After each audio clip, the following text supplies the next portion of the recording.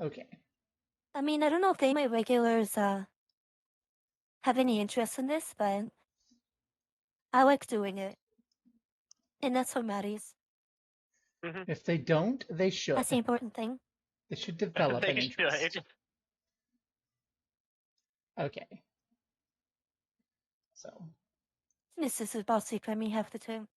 Let me take that. we'll remove the soon because we are Why are you making officially me going. hydrate? Because why not? I haven't done anything. I have In fact, I 11,000 just points. hydrated, and you know that. I hydrated right before we got on this call.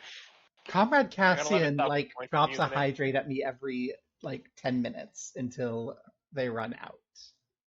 Like Good thing I don't run out. I can't endlessly make myself hydrate.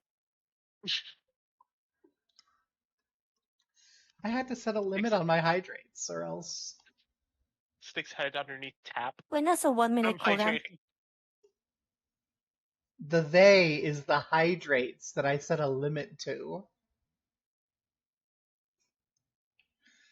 Uh,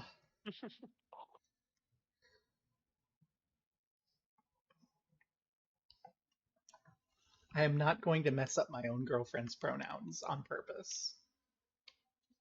That's not my pronouns. I mess up a Do it, lot. I dare you. I dare you.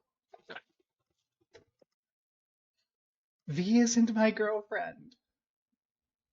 I'll mess up your pronouns, you waffle. How dare you call me a waffle? No Bingus over here. Self bingus. Yeah, well, what are my pronouns, huh? Triangle.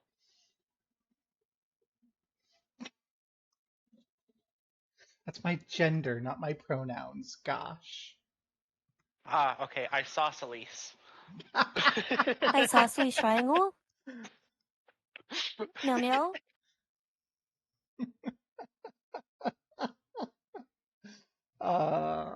Well, I suppose we should get going. Where are we going? Well, Prophecy the wizard. that's one of the questions we're going to be solving today. So, first up, the talk, because I know both of you have your experience in the D&D Pathfinder space. I know that Seika is familiar with Dungeon World, so this is not going to be too crazy. But I do want to kind of run over how this will work because it's a little different. So, the first and most important thing we have to remember is the golden rule. Okay? And the golden rule is taste and respect. Everyone here has to like what's going on and be comfortable. So if anyone ever feels like something seems wrong or out of place, they can and should say so, okay? Like, that's all it takes. To try to avoid this, we're going to be setting up some rules about our setting in a moment, but it's just very important that, okay? Does that make sense? Yeah. All right. So there are some core elements of the game that it's built around. There's 3 of them. So normally like a D&D game at its core is about delving into a dungeon, finding some treasure and getting out. This game is built around 3 elements for building up the how the story develops. It's about fellowship and the obstacles that get in the way of fellowship working smoothly. It's about violence and its consequences. and it's about the players being the protagonists. So how all of those play out will make a lot more sense as we go forward, but it's important to me to make sure that everyone's on board with those three things. Because the rules will kind of I'm always center on board. Okay. The train the- doesn't have any doors to leave Let's go anyways. cause a riot. And of course, the point of the game is we're going to come up with questions as things go. Questions about our characters, questions about the story and the world, and we're going to play to find them out.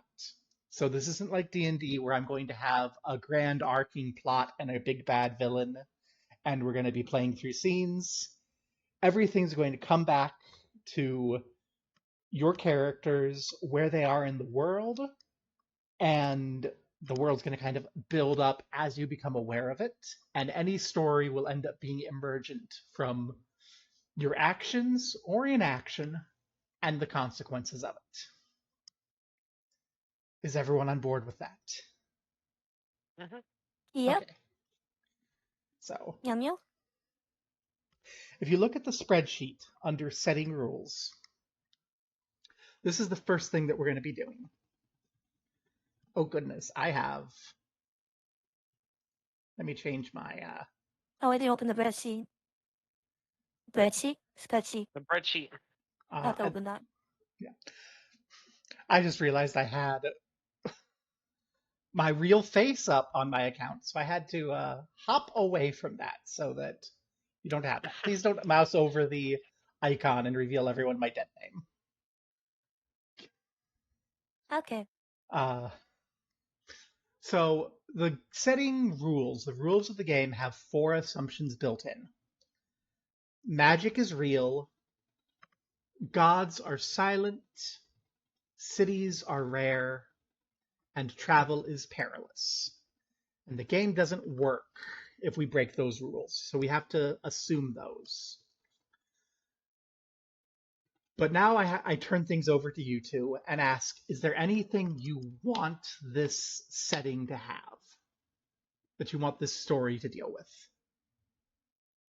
Nothing I could think of. Because Cassie. everyone's allowed to pick one thing, even if it's something really silly, like I want there to be talking cats, or we need Actually, to yeah, have I want that. pirates. Okay. Can Talking. can one of the races be cats? Like sentient Absolutely. cats? Absolutely.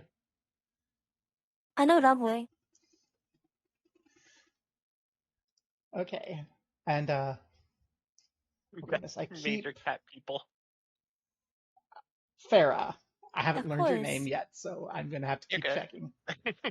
Farah, what do you want in this setting? I can't really think of anything right now because I haven't played anything like this really. That's fine. Just name something you want. Yeah. Like talking cats. Yeah, we're going to be building a story together. So if there's something you want to see in the world, this is the time to shout it out. Or later, this can always be added to, which is very important for the next two columns. So, going once, twice. I can't think of anything. Okay. I'm sure you'll think of something eventually. So this next column is a Talking little cats. bit more important. And if you're not comfortable saying this on stream and you want to drop it in the group chat, go ahead. But as we all know, everyone has things that make them really uncomfortable and that they just don't want to see in play at all. And sometimes it's for discomfort, sometimes it's just something you're sick of. So everyone gets the chance now to drop an element in here that we're just banning outright. This is not a part of our world, period. And as an example, I will drop the one that I've been keeping in my back pocket since I made the spreadsheet. Without it. No, not going to happen. That was the one that was in my head. Yes. What? Uh, Hold on, that was I dropped sexual assault as a banned element. That is not going to happen in my game. no. Okay, yeah. In this game, it has happened in games I've run, sometimes to good effect, but I'm not in the mood to run it. This is not the sort of game I want to run it in.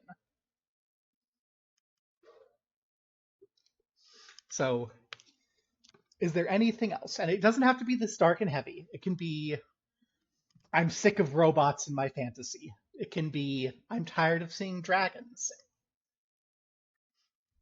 It can be anything. Actually, yeah. I'm fucking tired of dragons. They're everywhere.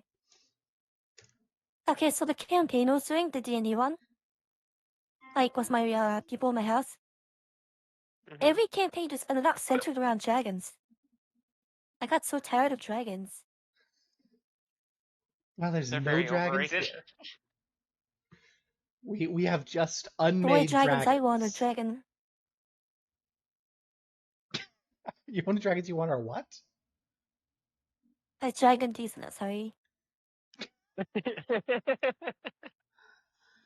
I had to. No, it's a good one. It That's was a good important to one. my character growth. It's important to your character. Yeah. The growth and development of the character was vitally important to make a D's nuts It pun. makes a it makes a bunch of these It nuts was. jokes.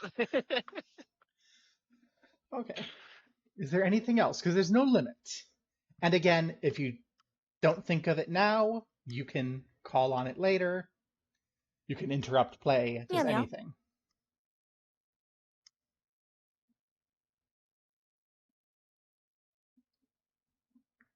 Going once. I'll see then make it for me. Going twice. Okay. No. So the last column is maybe misnamed. It's Fade to Black. So this is stuff that maybe we're not comfortable with, but we kind of like having in stories potentially, but we want limits around it. Mm. So, for example, this is not one I explicitly want, but I'm going to put it in here because it's an excellent example. And also, I think it's a good idea.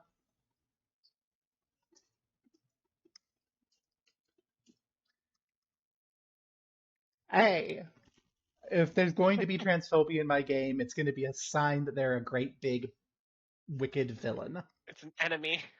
Yeah. An Meow meow. enemy.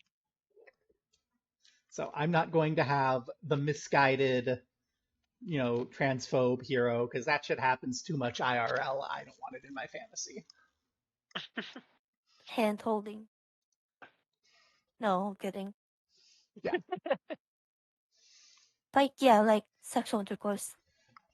Yeah. I was about to say that needs to be Obviously. a fade to black just for Twitch's rules. Yeah.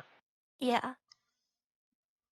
Anything along People those don't need to general know lines. that I'm really into Dobby Mommy vampires. They don't need to know that. No. They all do already, but it's not needed knowledge. Oh yeah, but I don't want Twitch to know. Shh. No one tell the Twitch viewership. It's a secret. I think that's it. Okay? I might come up with something later when that happens, but Yeah, and that's fine. This sheet, you'll notice, is editable. You can always come in, even off stream, if something comes up and maybe it makes you uncomfortable, but you don't want to stop stream. You can come in and add it. So, is there anything else before we move on? I don't think so. Okay. that's all I got for now for that. So if we come to Till the something happens and I cry. so if we come to the first page of this, before we make our characters, we need to make the fellowship. Or before you make your characters, we need to make the fellowship. So the assumption is that your characters already know each other and are working together. So there's going to be, we're going to fill out this archetype box. We're going to fill out 1 line of reputation, and then there's going to be 2 lines of membership, at least for the 2 of you coming out of this. So just before we go, if you go to the full rules, not the PDF, but the SRD that I linked previously, this is on chapter 3. You don't need to do that if you don't want to. But we should Then I gotta talk open it now. about what sort of fellowship you want. The only rules the game really has are that at the start of the game, your fellowship already exists. It exists officially. It exists publicly. And it's internally transparent to the other PCs. So this is not some unspoken agreement. This is an explicit sort of publicly facing organization of some sort that you've started.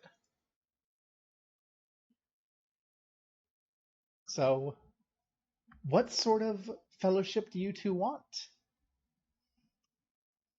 I'm debating Uh, between 2 of them, so I'm thinking. So you're actually looking at the ones. Okay. I'm not. Mm-hmm. Think out loud. Share your thought process with everyone. Yeah, because I don't know. I'm thinking I between have no shield and idea. heart. Because shield, I like to worry about protection for people, and heart, it's nice to follow a quest line where you're trying to Why are actually. you seeing this? The You go to Mighty chapter Stone? 3 in the first session. You'll see fellowship Oh. archetypes. Hello. There you go. Tatterpacks? What? Tatterpags. Gosh, my bestie called them that when Fellowship archetypes 3.2. yeah, when she Okay, I see when it. she turned down joining us because she doesn't actually like role-playing games, she said Oh, that when okay. she sees TTRPGs, she goes, Tatterpags. Tatterpag. Yeah. So I put the link into the chat because this is a publicly available SRD. It's free. The viewers can read and review the rules too. So between I shields mean, and I like, hearts. Oh, yeah, hearts. Hearts sounds nice. okay. So just to be clear, this means that we're going to be deciding that we're going to be wanting to wander. So you're not going to be in the same place the Yeah. whole game. Okay. Wait, wandering? Hold on, do we want to wander or do we want a story where we're stationary? Stationary might be fun. Like, we can build up relationships with people in the community. And it's important That to might be note more that interesting. neither of them has to be exclusive. So a wandering campaign can have a lot of time that's spent in 1 or 2 places. And a local campaign you can leave. But that is kind of the focus. The assumption for a wandering campaign will be that you're going to move around, and a local is that everything's going to come back to this place that we decide to be in. Which is fine. Oh, what she prefer fair? Traveling or local? Shields is a I local. think Oh yeah. Yeah, Shield's local, Heart's How would you traveling. prefer? I think I would personally prefer Which one would you Hearts. prefer? So you want to travel? Yeah. Okay, traveling sounds nice. Okay. Let's go with that. We'll be wanderers. Wanderers. It's like saying leg butt. What? What? That shares a sentence. So you're going to have some great quest. We'll get to some decisions about that in a moment, but as a group, I have a LGBT. Oh. few questions that I want you to answer, just as a group. Have you already been traveling? Or have you been stationary until the start of the game? I think, Either face have been stationary until now.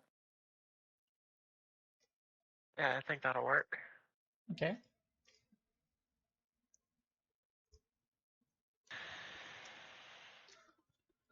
I'm taking notes for my reference later when I actually do GM prep. So what's your current location? This game Wait, is do a you have a little... map or something? No, Yeah, I is there a don't. map that we can look at? There's Oh, nothing yet. The world Okay, so doesn't no map. exist. This game is a little sneaky and Awesome. it offloads a lot of that back to the players. Alright, so Yeah. so we just kind of need to describe what the our environment is that we would want to start in. Yeah, just what do you want to where do you want to start? What sort of situation do you want to be starting in? okay. I just lost my Um, pencil. Farewell, pencil. Yeah, that's gone. We will see it Alright, so after it returns from the moon. why don't like big fish in the small ponds? We got big ambitions, but we live in a small ponds.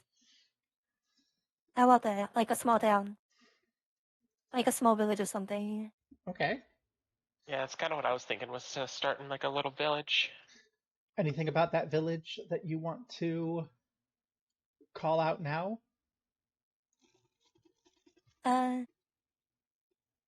I'd say it's very isolated, like socially. Probably like farmland or something like that. No, just isolated. Just isolated. Like a forest village that doesn't get a lot of travelers, so it doesn't know much about the outside world. So we're very like local, and we always wanted to go beyond it. That would work out. I think that's interesting. Yeah. Yeah. Very, very JRPG start. We Uh, must escape our chains. so that kind I of played too many answers. Tales these. Yeah, I didn't want to say, but yeah, I was getting Tails vibes. So you've already also kind of answered my last question. You've been there like forever, right? It's only world we Probably. know. Yeah.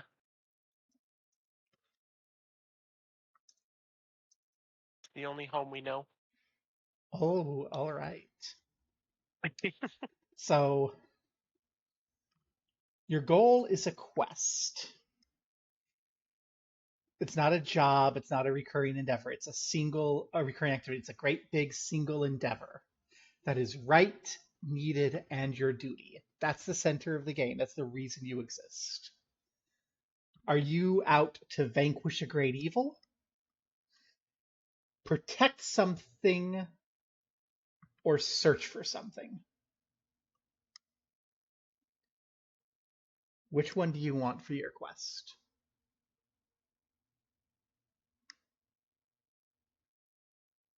Who I'm thinking Huh. between is searching just to figure out what all actually lies beyond our village, um, and then protecting just like a possible threat has been like posted to our village that we don't know of, and we're trying to go out to try to figure out what it is, and we're the only ones brave enough to try to explore.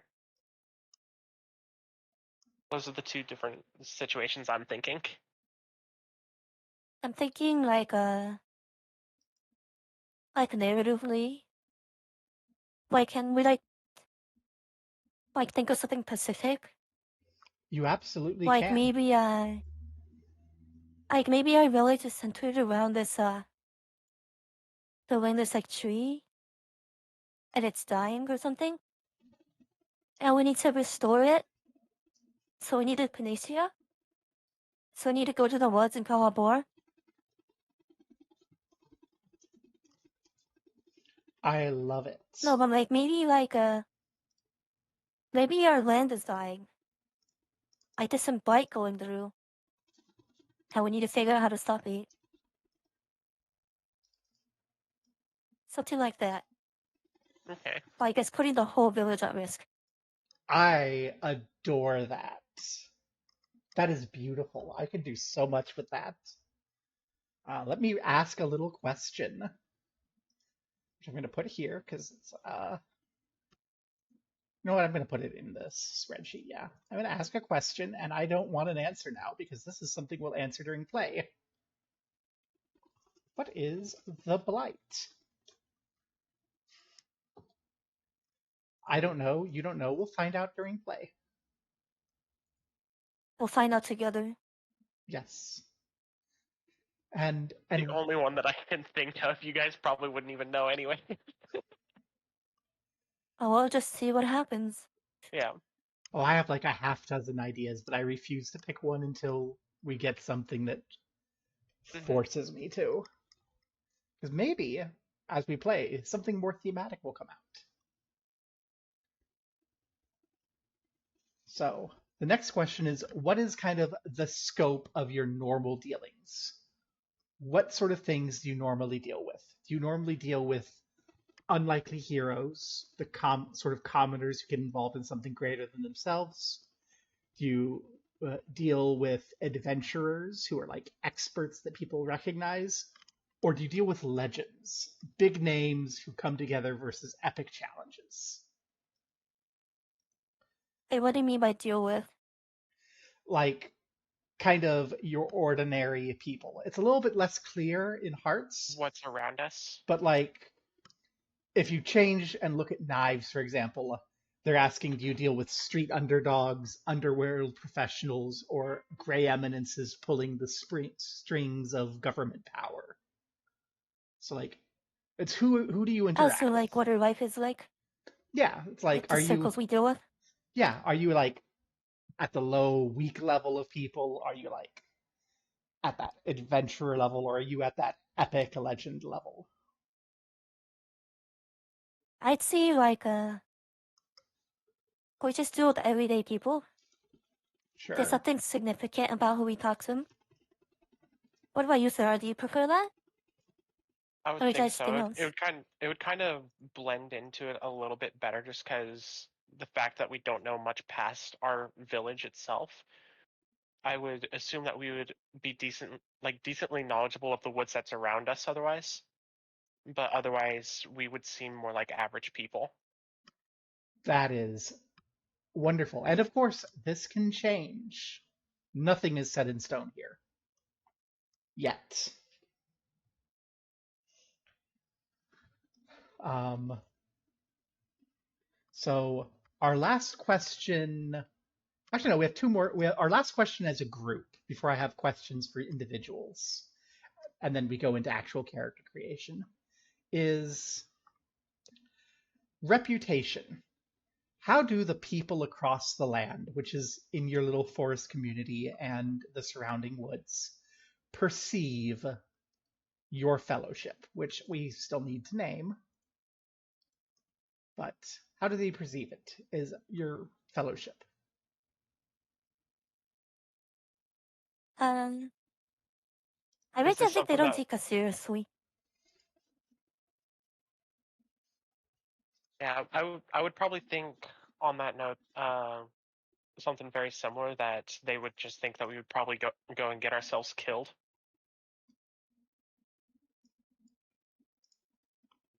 Either they wouldn't take us serious, or they'll just think that we're joking. We could probably have like half of them thinking we're joking, and then the other ones It's like are like worried about when a us. little kid tells you they're going to be a big guitar player, and you're like, Mhm. yeah, sure you will.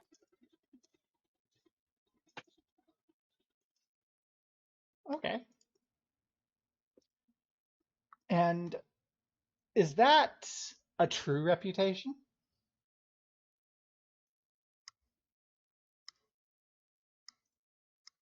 That's a real What do you weird. mean by?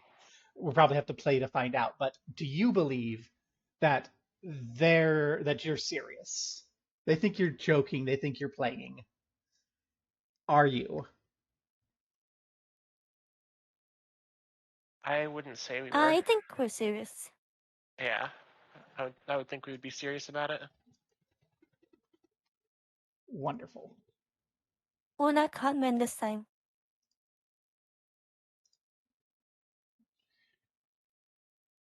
Because you could absolutely have said true. They don't take you seriously and they're right not to, and that would be fun. But I got the sense that we Yeah, that were would be serious. fun. All right.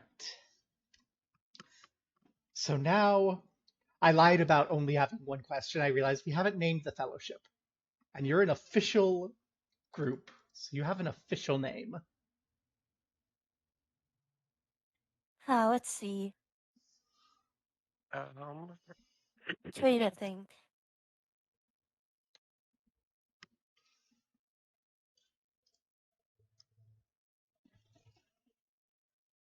Well,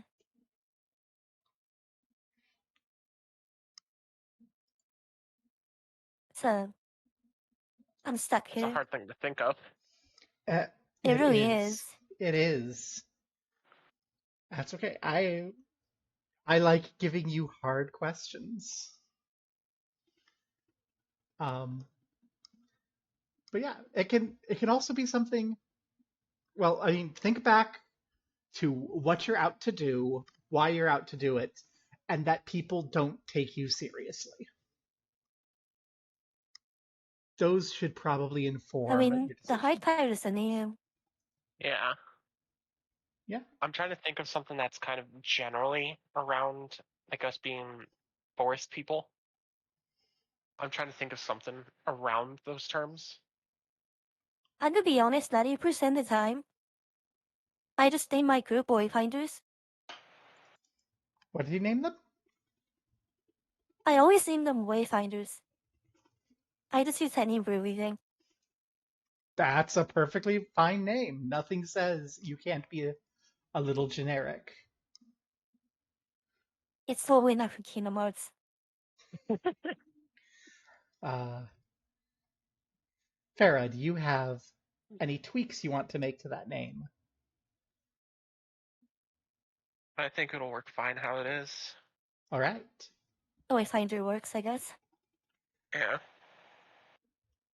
So, Don't need to make it like too extra kind of thing. oh no, we don't. You can if you want to, I mean, you can if you want. especially I since don't want everyone to. doesn't take you seriously. That could be a fun way to go. Yeah.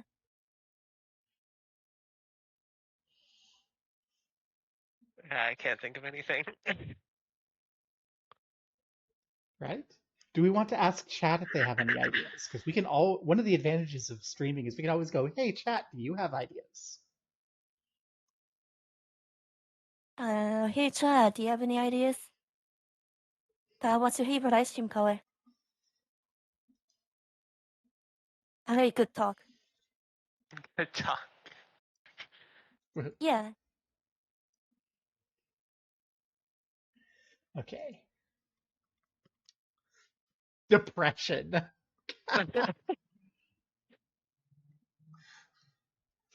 I'm Hmm. always depressed. The best ice cream flavor. Despair. Yeah, don't you love it?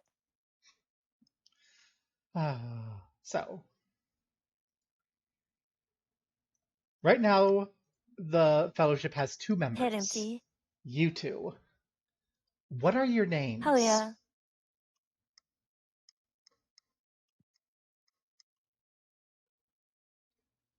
Let's see.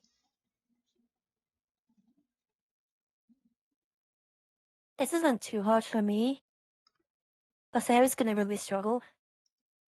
I'm awful with names.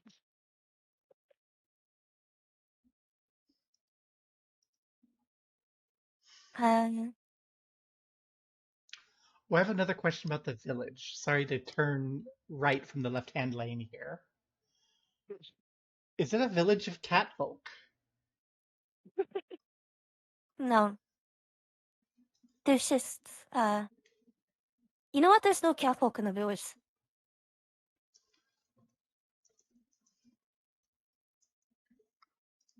Catfolk are like foreigners. They're never there. At least in the village. Like, we've seen them, but they always pass by. Okay.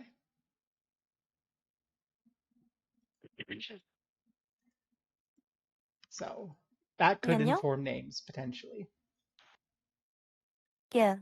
Just Whoever's first to give me a name gets all of the other questions.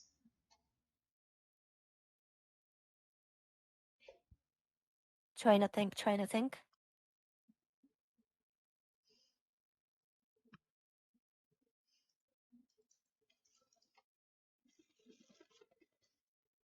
No, let's just be the one time Farah beats me. I have one name thought of, but I'm trying to decide if I actually want to stick with it. All right. Yell it out. Just go with it. It's Kersta, Kersta.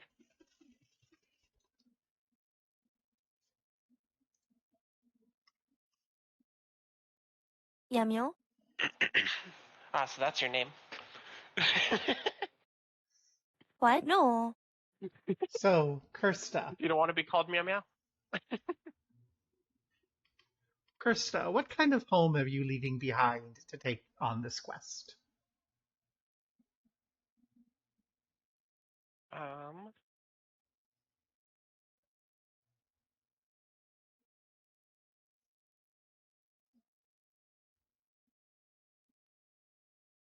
I'll do it as a loving and caring family.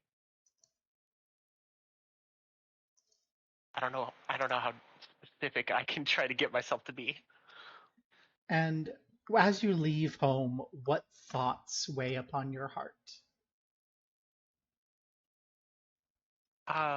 What if I can't get back, and what if they're gone by the time I do get back? Yamio. Okay. So you have some strong personal reason for taking on this quest. What is it?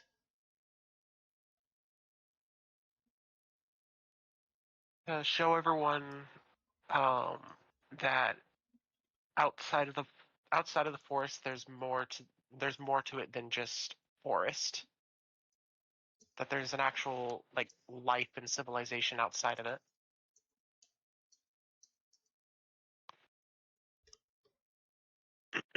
All right. And lastly, for you, someone resents your involvement in this quest. Who? Doesn't resent mean that they dislike your Yes. involvement? They dislike it, they take it personally, they don't want you involved. Mm. And they may act to stop you.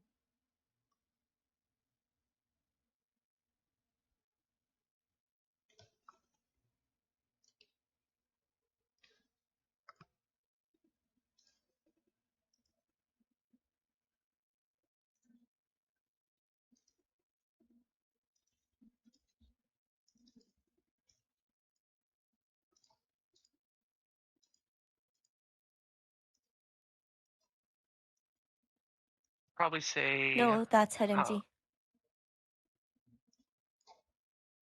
Sorry. my uncle, probably. Okay.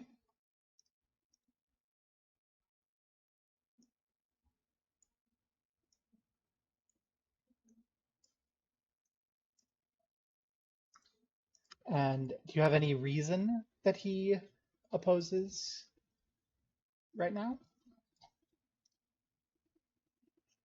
Probably something similar to what the reputation is, that he would be worried that we would be getting ourselves killed. So he's trying to prevent us from leaving, just to make sure that we can stay around to stay healthy and alive. All right. I can work with that.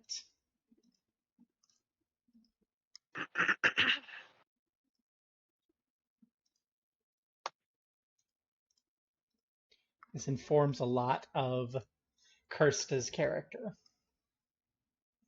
So, Seika, what's your name? My name is Juno. Same questions. What sort of home are you leaving behind?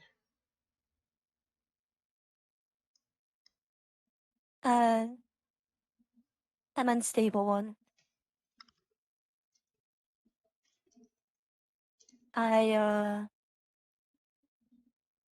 I'm an orphan and I live with the community.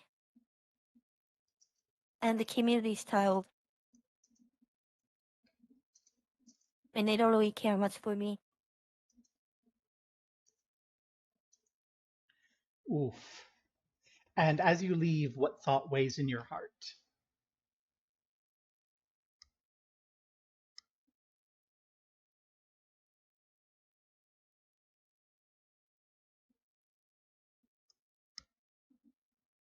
Eh, let's see.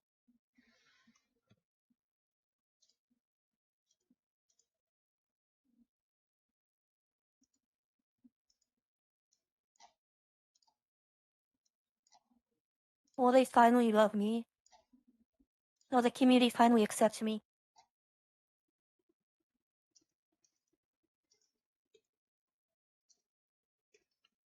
Oof. We both have like very opposite things so far, which is Oh, cool. yeah. Both of I like those you, kind of like friendships and stuff. oh yeah, both of you have some fun things going on. So, connections, you have a deep personal reason for taking on this quest. What is it?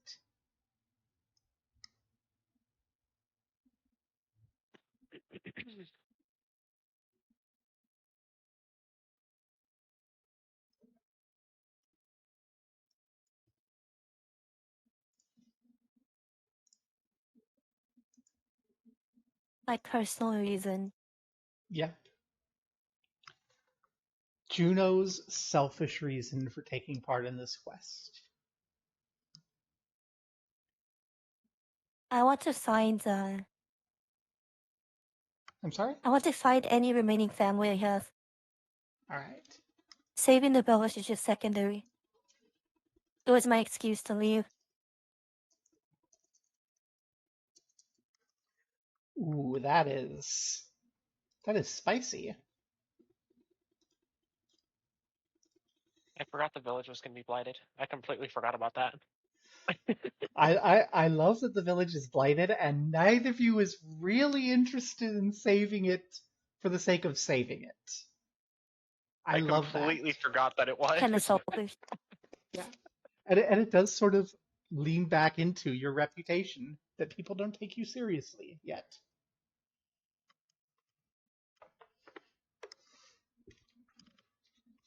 But yeah, Juno, someone opposes this quest. Someone resents you for being involved. Who?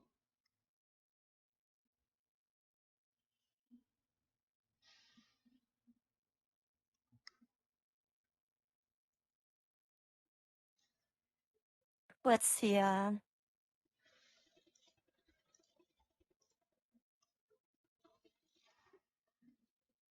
I'd say the woman who runs the orphanage.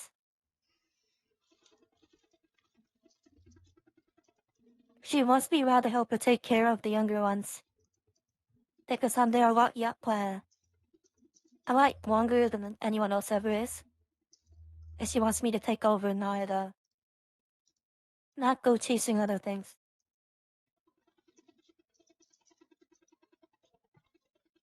Alrighty. I can work with that too.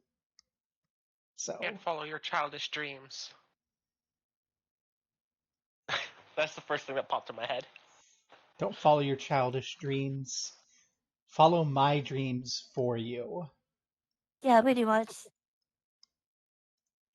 Alright. So let me rename a couple of these sheets I've set up.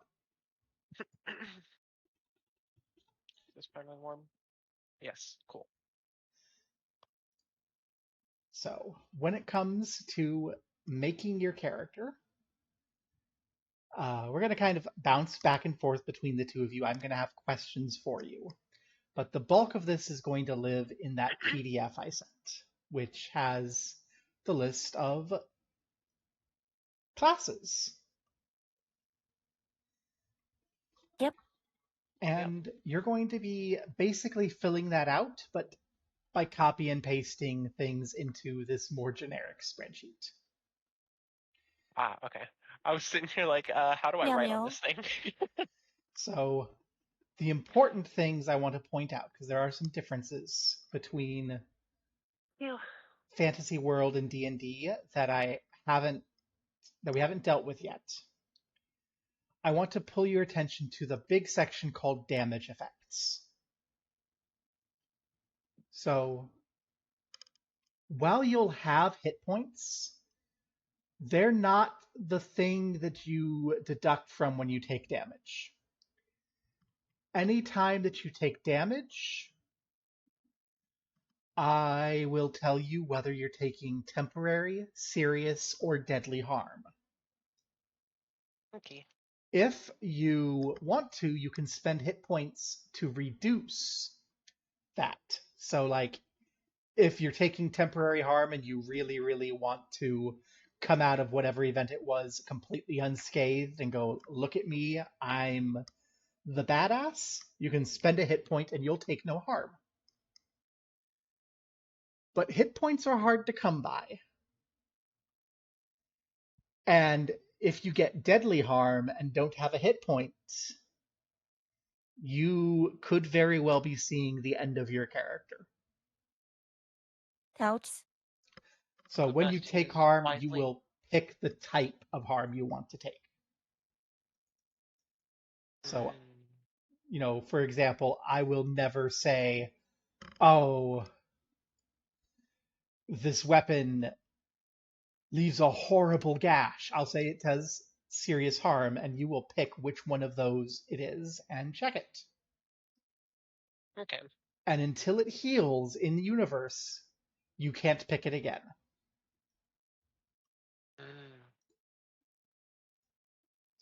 Does that make sense? Yep. Yeah, that makes sense. Wonderful. Now what should we forget? That's okay. It happens. So, then, who wants to kind of go first, so to speak, on the character creation thing? Sam, you do it. You already have an idea. That's I was really. yeah.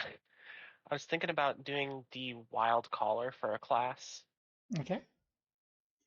An important note is there can only ever be one of these classes.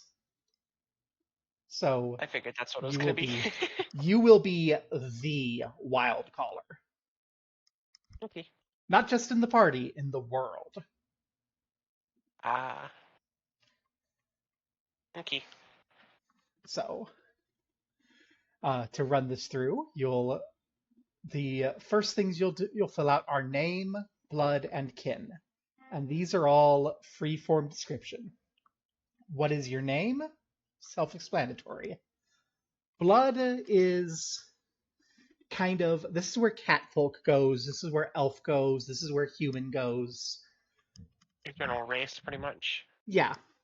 The kind of basic rule is variations between bloods are entirely lore and cosmetic unless we agree otherwise. Okay.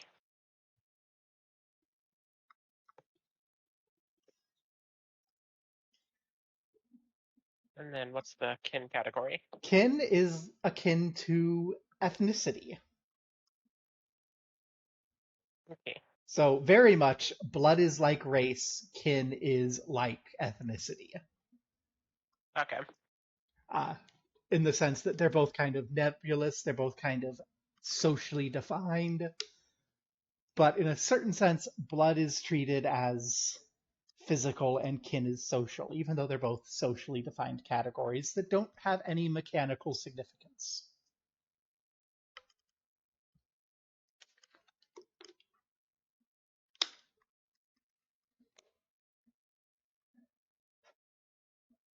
While Kirsta thinks about her blood and kin and possibly pronouns. I'm assuming her for the time being. Yeah. Has Juno thought of anything about what sort of class Juno would like to be? Scoundrel, probably. Ooh. A scoundrel. Yeah. I like it.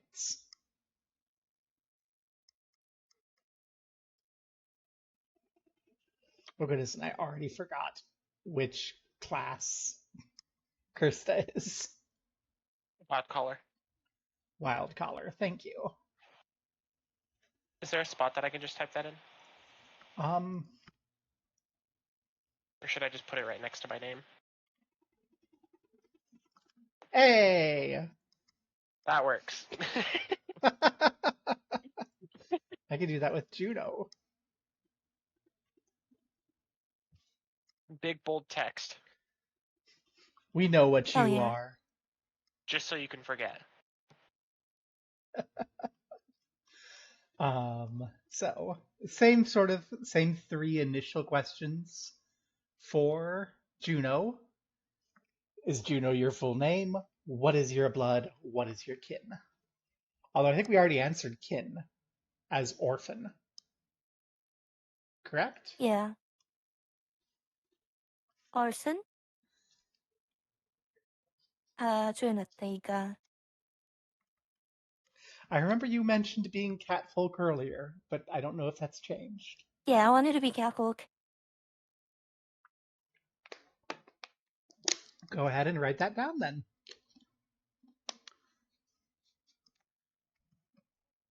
Juno is our orphaned catfolk, the only catfolk in the starting village. Yeah.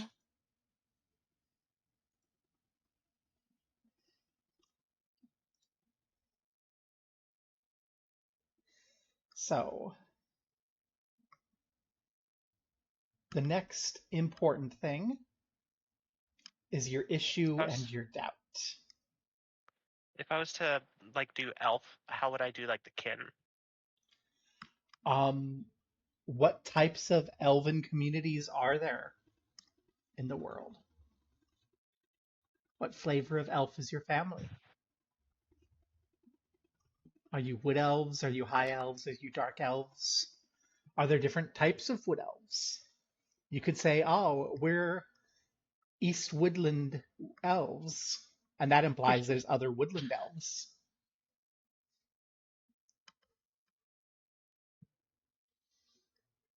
There could even be some sort of like North Woodland, East Woodland, West Woodland, South Woodland thing where it's One that very popped in much my mind is like like Norway and Sweden, where everyone outside just goes, oh, those Norse. But you care a lot which flavor you are. a deep wood. That's the one I'm thinking of. Because There we're we are. like far in the into the forest, I'm assuming. Deepwood Elves. That raises a question, because you said you were an isolated insular forest community. Is it a Deepwood Elf community?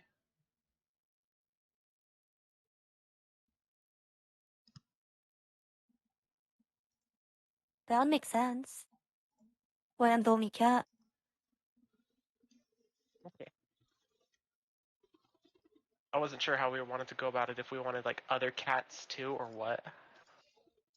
I said I was the only cat here. Okay. So yeah, we'll do all of them as like a deep wood then. All right. So we have a Deepwood Elf community. This is fun and interesting, because the world outside the woods is probably not going to be elf. So we have your issue and your doubt. So take a moment, think about yourself as a person, living your life in the routine, in the context of your fellowship, class, blood, kin. Thanks for the color. Huh? Gotta follow. Oh, sorry, I meant to be Oh, myself. follow. Hi. Yay, follower. Gamer. So thinking about all that in character, what has your character dissatisfied with the Fellowship? Mm. Or it could be something in you. It could be something in you. It could be something in the Fellowship. It could be something in the world. But there's an issue that your character has to have. What is it?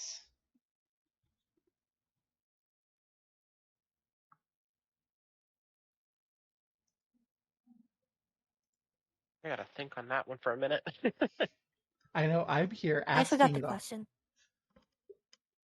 So, Juno, the scoundrel, the orphaned catfolk in the Deepwood village, member of the Wayfinders. No one's always happy about everything. What is Juno dissatisfied about?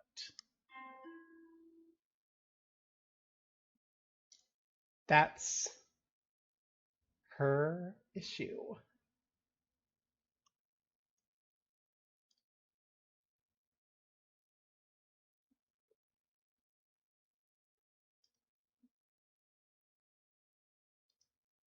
Trying to think.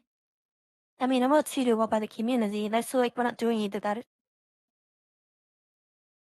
So that works, I guess. Okay. Go ahead and write down under issue what you have an issue with.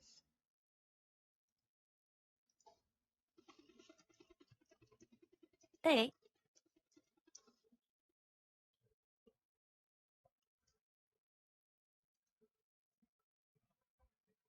And Kirsta, have you had any thoughts? Only one that's popping up in my mind so far is like no one ever really takes me serious. That's an issue. The issue doesn't have to be anything deep. Yeah.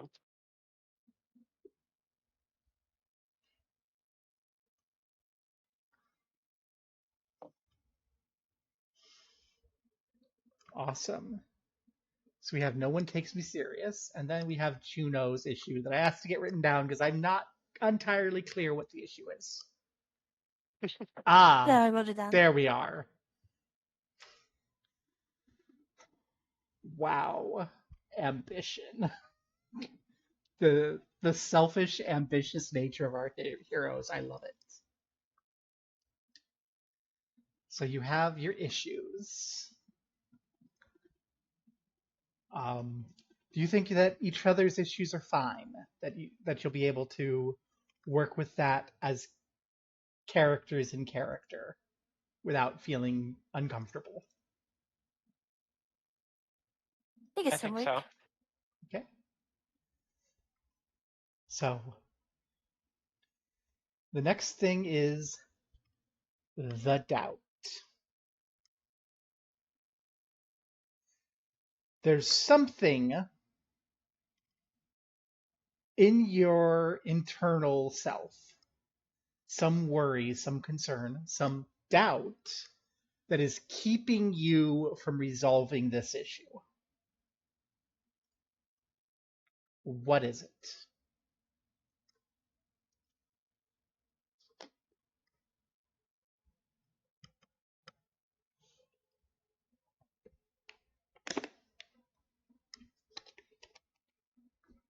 Got tails of pain. I know I'm asking all the hard questions. I know, it's really difficult.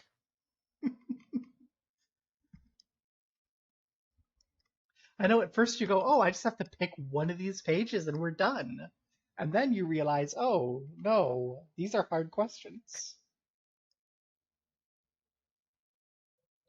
But don't worry, Let's see. these aren't set in stone.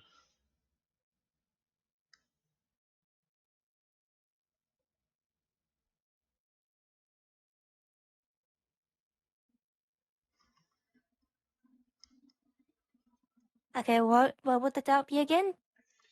The kind of internal concern Juno has that's keeping her from doing something about the issue.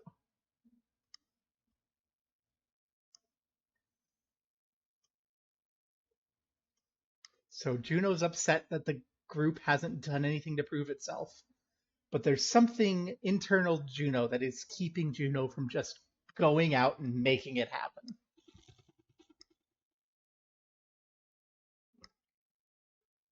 I'm worried that they won't care anyway. Like, even if they do it, it's so guaranteed they'll care. That's a good doubt. I'm almost thinking something similar. But just with like my character having strong ties to their family, just what my family would think of me even if I resolved the issue. The fact that I left them. Oh, beautiful, beautiful. I can work with this. Evil laughter.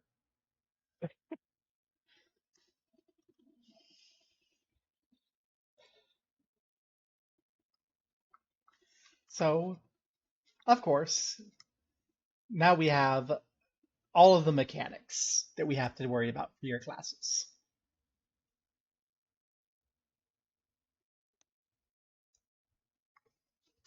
So if you scroll a little to the right on your character sheet, you'll see distribute the following stat, because it's the same for every character. You have Meow. you have 4 stats: daring, intense, well, daring, intense, knowing, and vigilant. Forgot what vigilant means. Vigilant means. Let me. I think I may actually not describe the stats in here. That's very funny to me. Vigilant is your awareness. Ah, okay. You're like observing the world and knowing what's going on and being able to act. So, daring is your ability to put yourself out there and go rah. Intensity is how powerful and focused you are. Knowing is what your awareness Meow. is. And vigilant is your vigilance, your observation, your awareness, and all of that fun stuff.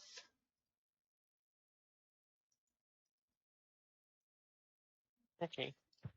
And every time someone DMs me on Discord, I am going to send them the link to this stream. I was going to set myself to do not disturb. I already did that. I'm tired of my sons messaging me.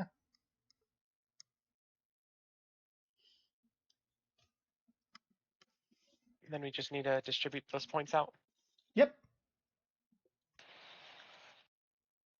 So you'll be good at something, okay at something, average at something, and bad at something.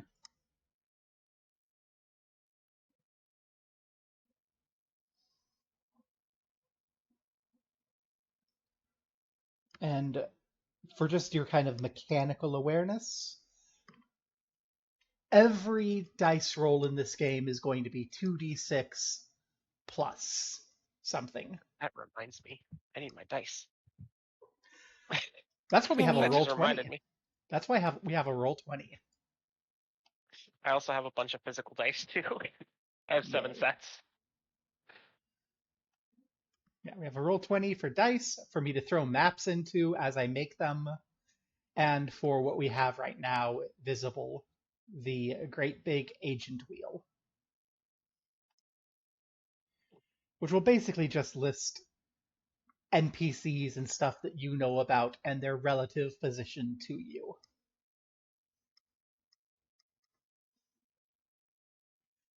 Including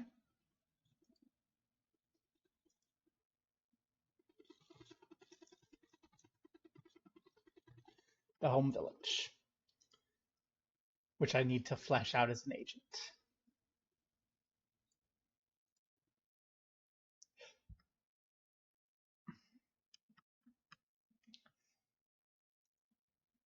Okay.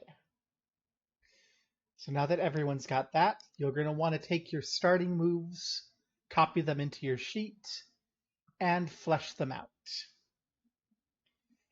There's not so much of fleshing out for the scoundrel, because the scoundrel's ability is very flexible. But I think there's some for the Wayfarer. Yes. Yeah, I don't really have anything. Yeah, so you just have to make note of what you've got, however is convenient for you. Kirsta, What? Sorry, I wasn't paying attention. Kirsta, we're going back to your starting moves. The scoundrel's starting moves don't have anything really that Juno has to think about. Oh no, you're not a wayfinder. You're a wind I'm a caller. wild caller. Well, you still have things you need to decide. So your starting moves, as you can see, are Born of the Soil, which entwines you with the spiritual essence of your homeland, and Call to the Beast, which lets you shapeshift into an animal. Born of the Soil has stuff you need to fill out. You can see it written right there. You need to fill out those blanks. So you need 3 words to describe your homeland,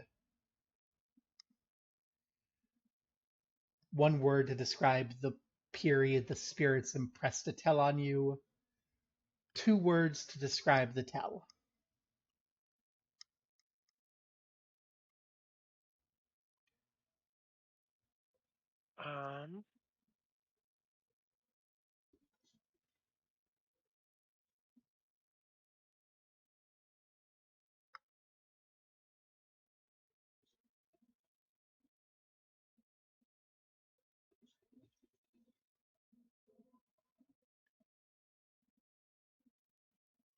And it's 3 words to describe the homeland.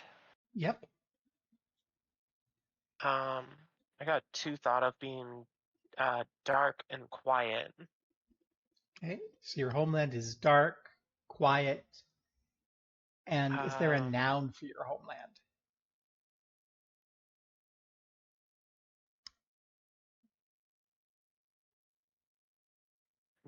Was a noun like person, place, thing kind of thing? Yeah.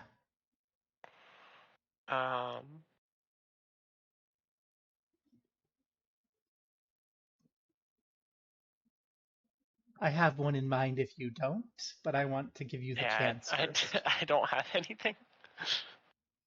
Just something as simple as forest, a dark, quiet forest. Oh, yeah. I wasn't thinking of it like that. I was thinking of it wrong. Yeah. No, I was thinking of it wrong. No, there's no such thing as thinking of it wrong. The last word I thought it was How do you just think? lush, but that doesn't describe like that part. That's what I was meaning when I was thinking of it wrong. Oh, it could absolutely. You could just say my homeland is dark, quiet, and lush.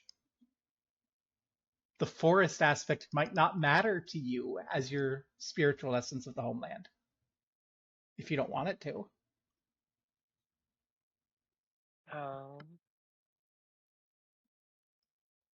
I'll have it be forest. Okay. Dark, quiet, and forest. A dark, quiet forest. Yeah. Okay. I had to think of the order to say that where it made sense. It is a little awkward without the in there. Yeah.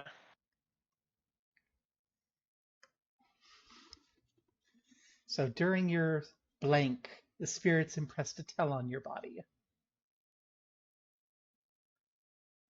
When? Because that's a when. Probably during my life. A 1 in your life. Yeah. Do you want to be more specific? My entire life is what I thought that meant. So it's been ongoing. Yeah. Okay. Because my follow-up question was going to be, oh, are you dead? He No. died 30 years ago. Yeah. So during your whole life, they impressed a tell on your body in the form of there's something on your body that marks you as uncannily different.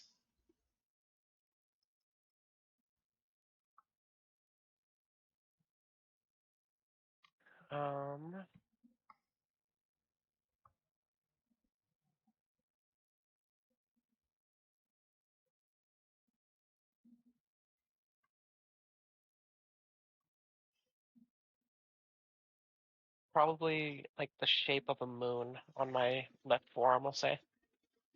All right. To be specific on it.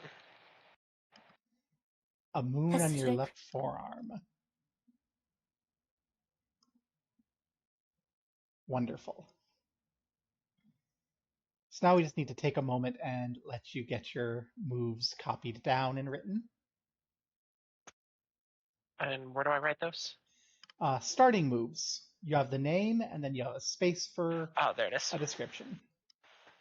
I had to find it.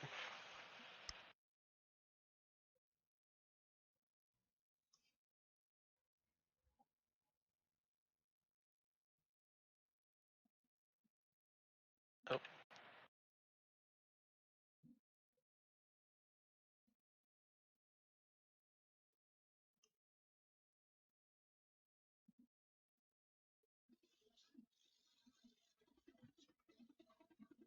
How is chat? Does chat have any questions for our wild caller Kirsta or our scoundrel Juno?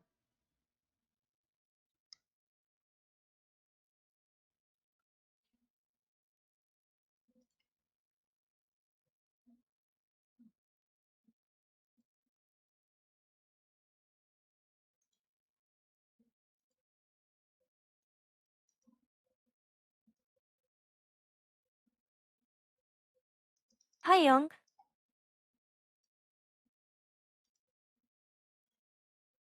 What do you mean you just do things?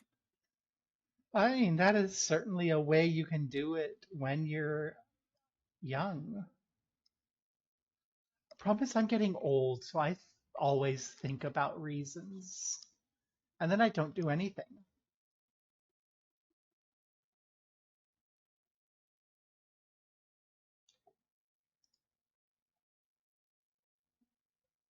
Ah. I should also ask if there's any questions that either of you have about how these work. Because this is our chance to introduce the idea about moves to you. I just don't want to interrupt you making notes about things.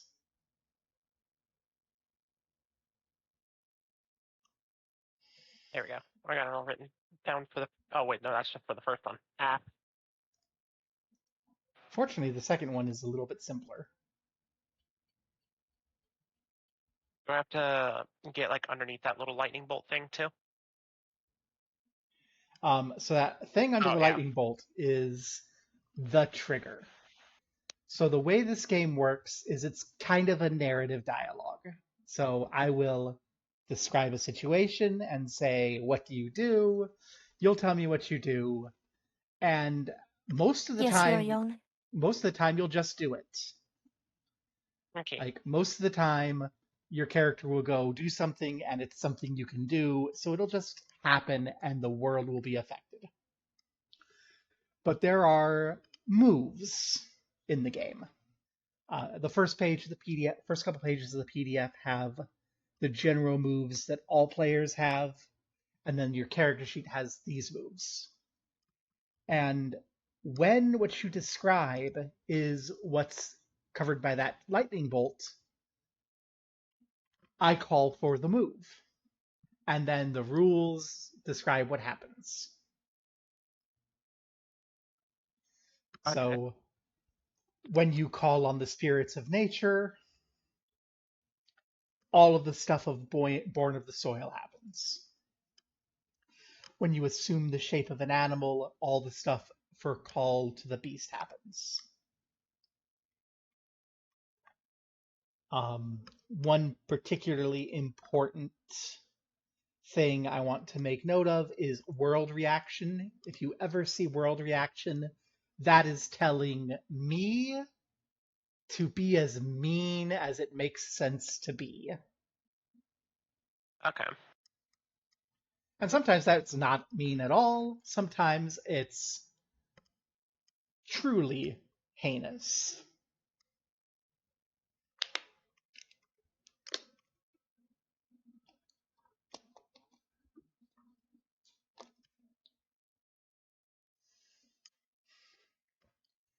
And then, for completion's sake, for my VOD, the two special moves that the scoundrel has access to. I can just copy and paste this. You absolutely can. I didn't realize I could. I was hand typing everything. That explains why it took a little while. The scoundrel, which is Juno, has legwork. When she sets out to gather information on someone or something, there's a whole bunch of stuff that happens. And then she gets a bunch of options and questions.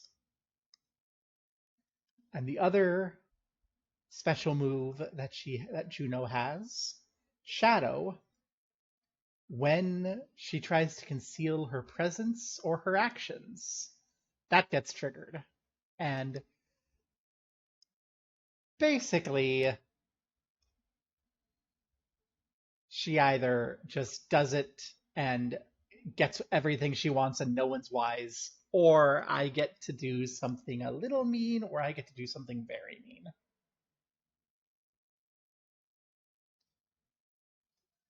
But I think everything's pretty self-explanatory. So before we move on, I'm going to give you the chance to finish filling that out and ask any questions you may have, mechanics-wise.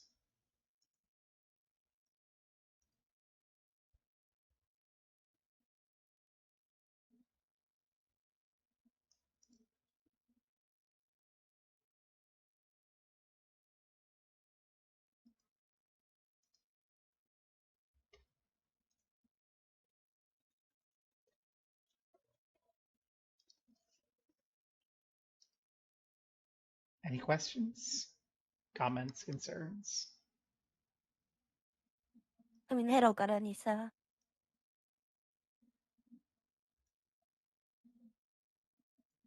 All right. There we go. I just finished typing all of it in. Wonderful.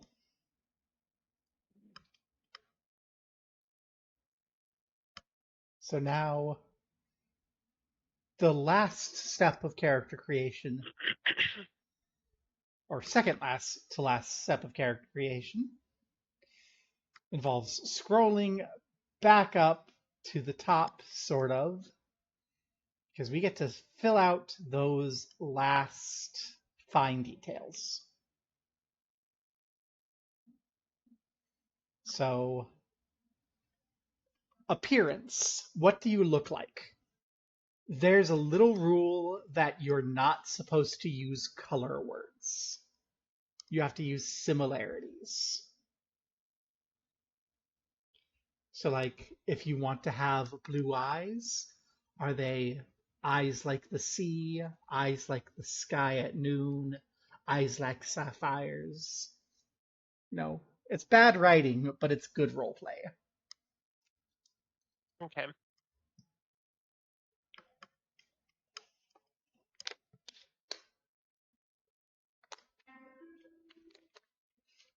And while you're doing that, I'll go make sure that you have 1 hit point, because everyone starts I need with set points. 1 hit point. It's all or nothing.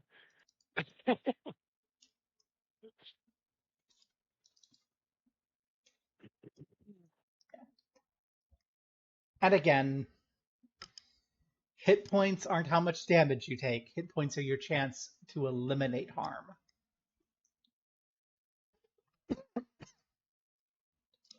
And as you achieve growth marks, you will gain more max hit points, and there are opportunities during some of the general moves, specifically the long rest, to regain hit points.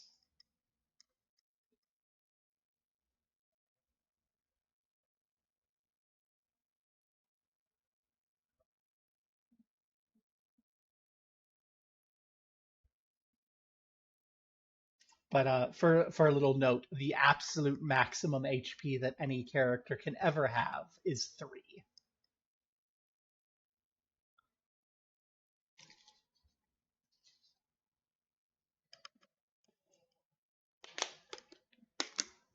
So, they're valuable.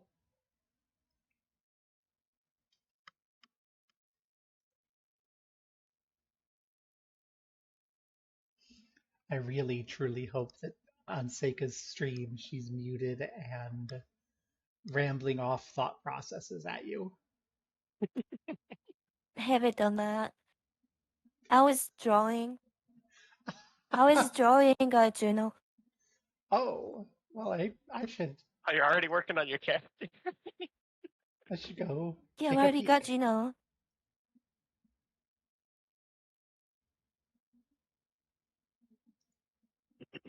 Oh, that's cute. I love it.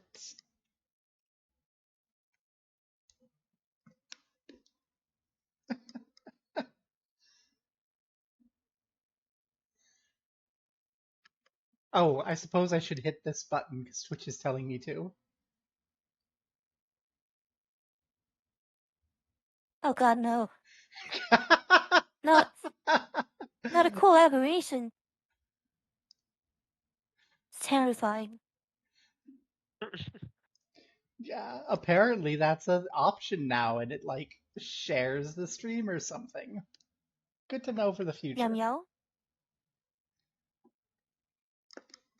A lot of VTubers were scared because they could get doxxed through it. Oh my god. Because VTuber identity is very important to them. Oh yeah.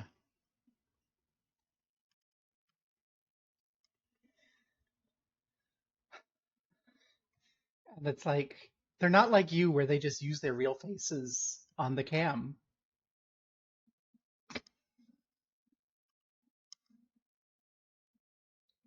Everyone knows Seika IRL is a shape-shifting anime girl. Yeah.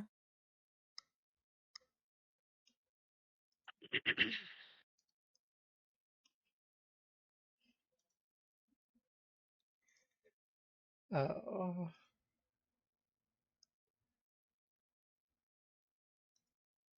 So, there's a backstory section you can fill out at your whim.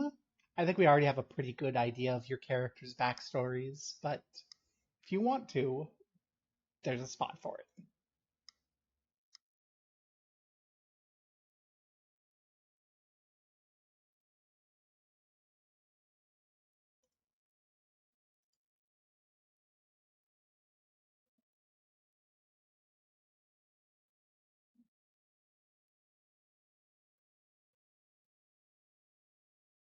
How can they make a land break inside of a text box? Because I can. Um, Because it goes out. Yum yum. like that.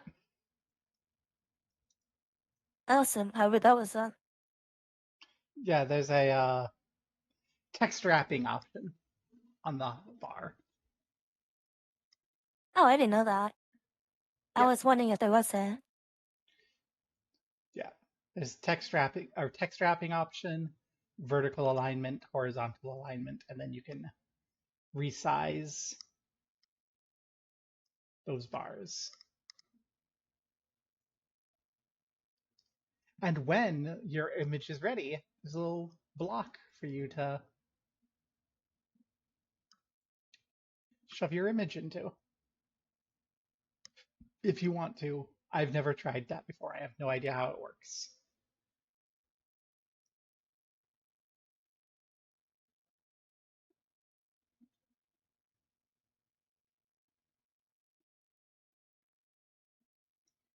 I'm peeking over at what's going on with Kirsta. Kirsta's writing a novel in appearance. Mine too. Yeah, I did that after last night, but we didn't have a.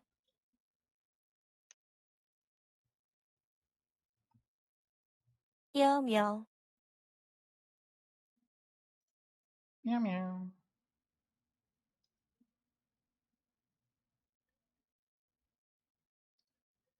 So, We're just relaxing and waiting for everyone to say that they're ready to move on. No rush. I'm ready, so. Okay. Well, the next thing is equipment. So you are equipped with anything that could reasonably be useful to your class. Specifically, a melee weapon, a ranged weapon if you want one, some sort of armor if you want it, some sort of shield, any important or unique stuff, but don't write down your generic adventurer guild or anything like that because that's, or any ammunition, because that's all wrapped up in supplies.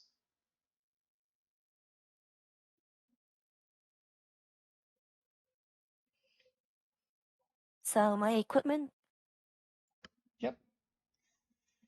And equipment, I haven't really mentioned it, but one of the parts of this game is tags.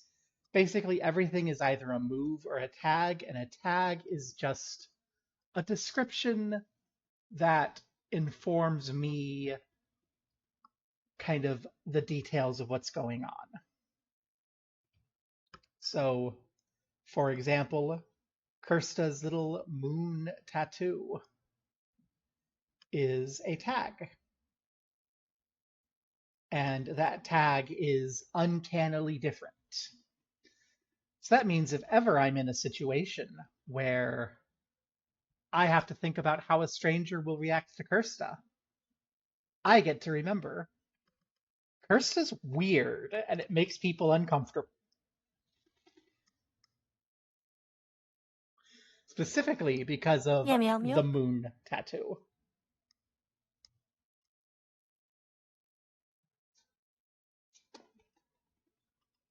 It's like IRL, I have a friend who has face tattoos. And he is a sweetheart. He is lovely. He's one of the nicest people I've ever met. But he still is a little uncanny when you first meet him because he has face tattoos, which is not something you expect from someone IRL. But we should. They're very nice, and more people should do that.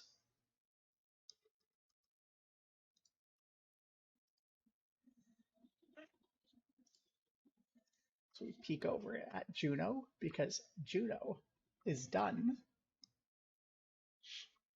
I think I got the appearance decent. Well, I can't think of much else. hit enter. Let's see. I don't use Excel or spreadsheets, whatever this is. Yeah, I mean, it's fine. It's just until you press enter, it doesn't show it to anyone else. So we can see that appearance. And I'm not reading it out loud because once the equipment's sent, the last step of character creation will involve you doing that. Not literally, but yeah, that is an appearance, and it's fine. I actually really like, I'm going to point out for my VOD, eyes like the bark of a tree. I adore that.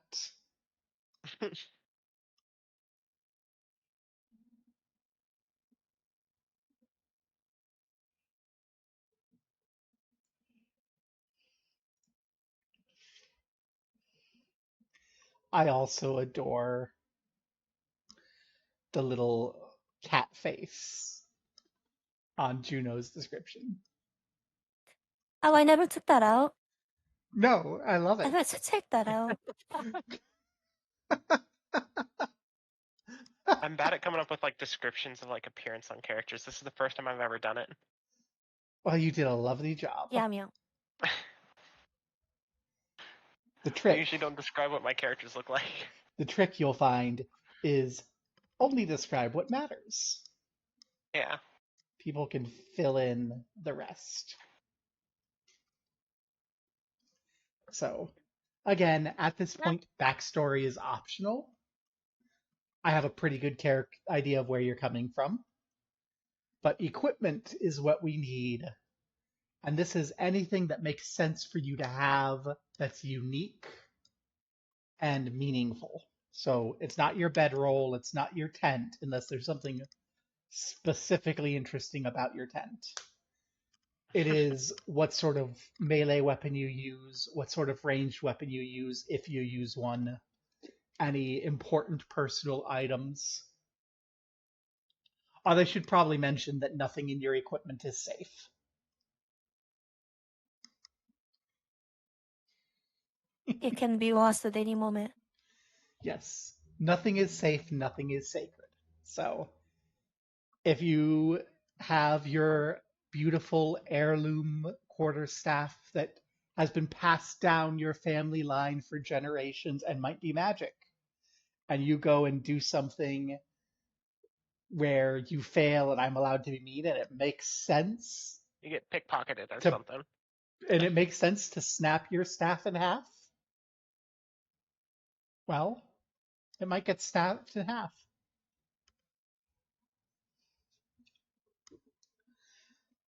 Like pickpocket is an option too, but it's so overplayed, blasé.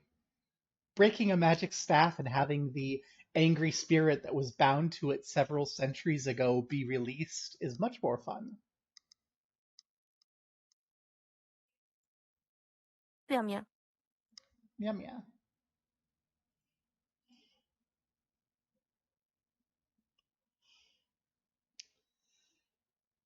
Ah. Ooh, a gem necklace that looks valuable, a short bow that looks fragile, sharp claws and fangs that are threatening. Oh, does this mean that Juno's melee weapons are her claws and fangs? Yeah, that's what I was thinking. Chomp, chomp, She's a chomp, chomp, class chomp. and things for combat. I love it. I love that you explicitly wrote them out so that I can damage them. Yeah, I figured.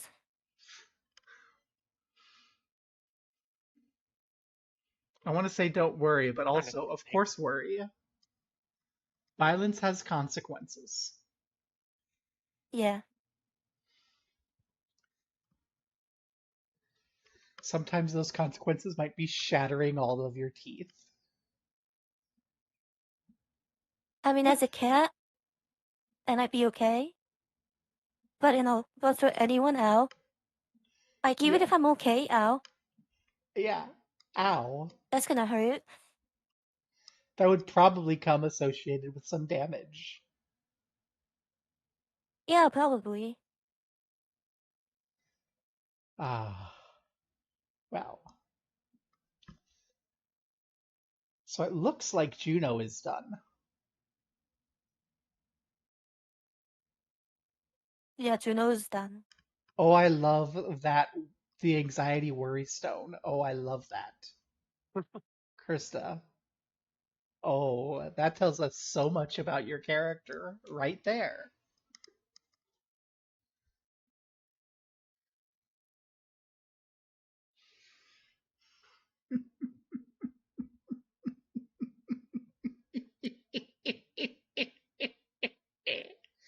Evil Yeah, voice. meow.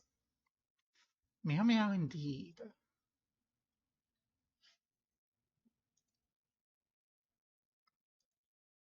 That might be it. There's not really a lot. You're assumed to have all of your normal adventuring gear too. This is Okay. just important equipment, stuff that matters. Oh, I forgot to I forgot to add something to appearance, but I added it. Okay. And again, none of this is Yeah, set in that'll probably be stone. it. None of this is set in stone. Ooh, ow. Juno is already such a hurt little kitty. Yeah, she's a hurt little kitty. So sad. Let's hurt her more. Let's hurt her more. In before Juno never fails a roll and everything goes well. And she just ends up perfect. Uh, so if everyone's We'll reach the ready, end of the story, and she'll be like, not everybody can be perfect. Well, except me. Meow meow. meow But meow. I'm the Okay, so the last part of character creation. Introduce yourselves. Tell me, tell the rest of your party, tell the viewers who is, let's say, Juno, because Juno got done sooner. alright. Juno. She arrived in the village at a young age. In fact, she was born here. Her parents passed shortly after, and I don't know why, and nobody will talk about it. And I've grown up in an orphanage my whole life. But I stand out like a sore thumb. I've tried repeatedly to belong in this community, and none of them have ever taken me seriously. And some have even harassed me. So instead of being nice, I've been aggressive.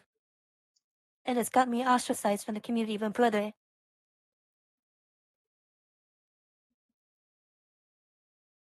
Right. Wow. Wow, that's Juno. Yeah. And Kirsta. Who is Kirsta?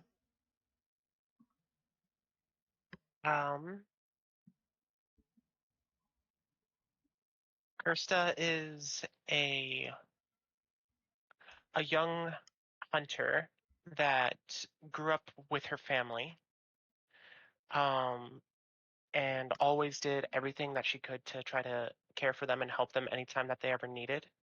Her family helped show her how to hunt at a young age, just to help her fulfill her passion to be out and explore the wild.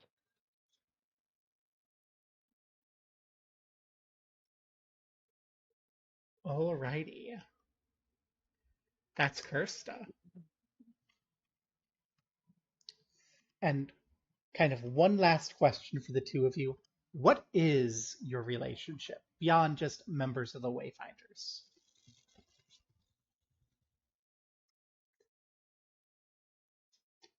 Are you besties? Are you like The thing I was thinking was, found family? Do you hate each other? I was almost thinking like, since she didn't have like good relations with the people in the village, as an idea, I could be the one that was the only one accepting of her and was trying to be there to protect her, just so nothing bad would end up happening, and try to help keep her, try to give her a place to stay, pretty much, Is that and was good trying with to you, always be Juno? there for like a shoulder to be on. Is that good with you, Juno? That would make sense as to why we're working together. So yeah, that works. Wonderful. So I have three quick, small questions I need you two to answer as a group, and I will not give you context. It's an either or question. Civilization or wilderness?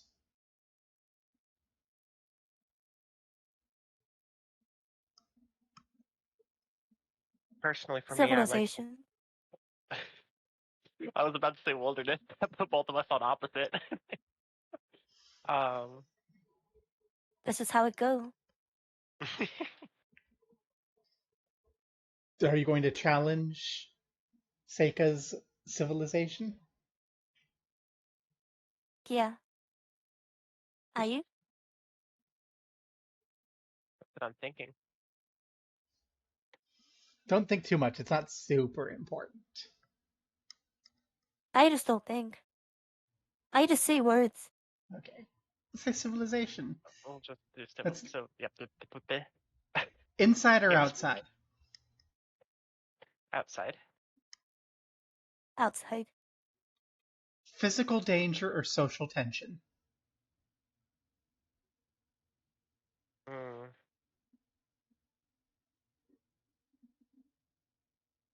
Probably physical danger. Physical. Alrighty.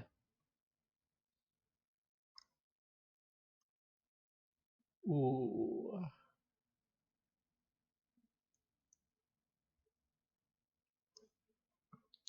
So, recall how way earlier you mentioned that this little forest village was kind of centered around a big tree that is succumbing to a blight.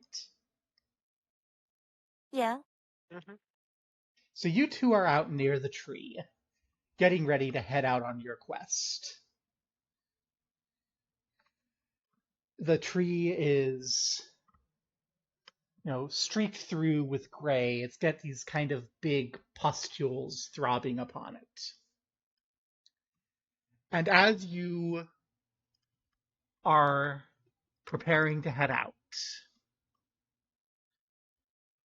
one of the pustules on the tree bursts open, releasing a thing made of sharp branches, almost like bone, long, twined, a half dozen little sharp appendages. And as it spins out and starts whirling off towards the two of you, what do you do?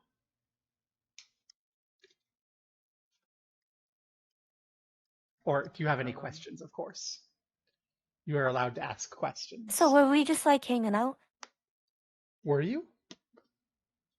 Or were we like gearing up? Which one do you want it to be? Probably for story's sake, since we didn't know about that being there, it would probably be best to say that we were hanging out. All right. We were just chilling, talking about the adventure we're about to go on. Lovely. Alright, so the moment the threat shows up, like a real threat,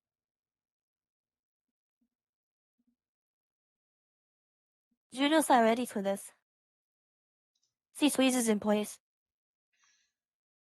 All right. Juno is freezing in place as a real threat bursts out from this tree. What does Kirsta do?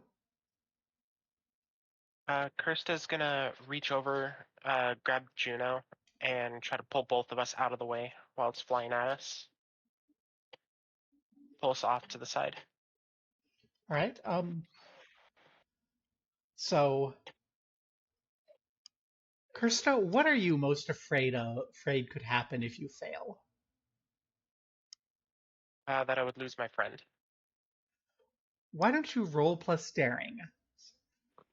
So it's going to be roll plus daring with disadvantage because Juno is frozen in place. So what that means is you'll be rolling 3d6 and taking the two lowest, and then adding Okay. your daring score. That is 0. Oh, 0 oh. and 0.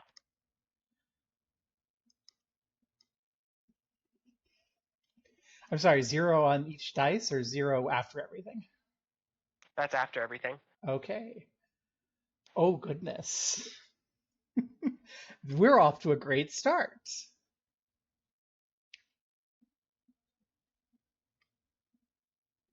Since it was disadvantage, I had to pick the two lowest, and both of them were 1, and I have a -1. Oh, so that would be 1 plus 1 minus 1. Oh, okay. So it would be 1, So it which would be is a 1 then. it's still an invitation for me to be as mean as I'd like to be.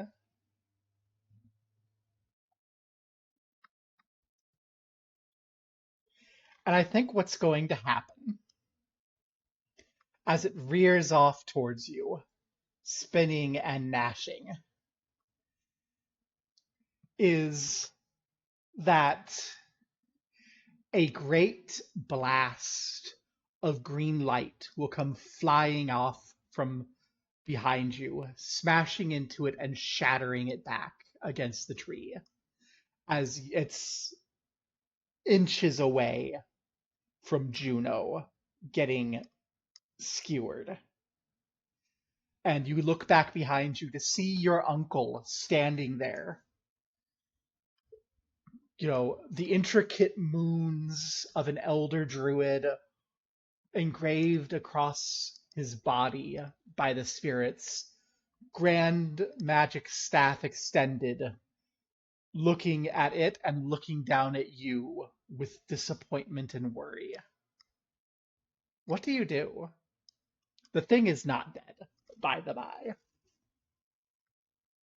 It's just blasted away from you for now. So he's standing behind me, just disappointed and worried, you said? Yes.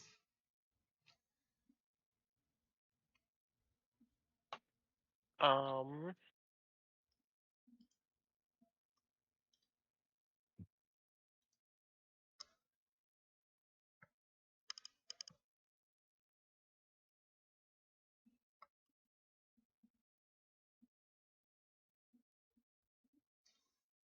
I'll probably try to recover myself off the ground and try to look back at where the thing flew back to and try to keep my eyes on it, knowing that he's still there.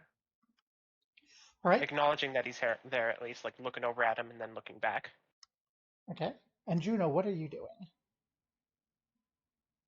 Alright, so after that, I kind of like take a moment, then like get a hold of myself, Okay.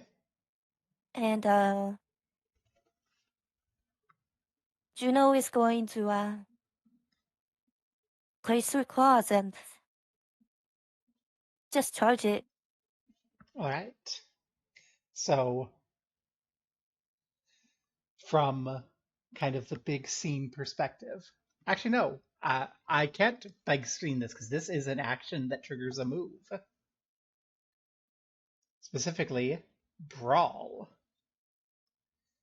So,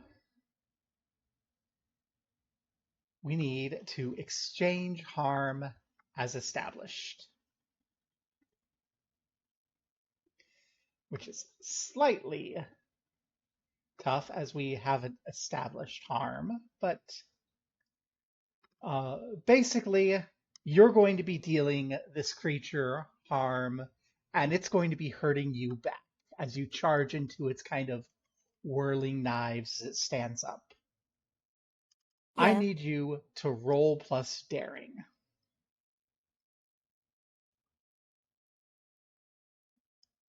Where can I roll that at? You can roll that in the in the roll 20. If you click on the dice, you'll see that there's Yeah, alright.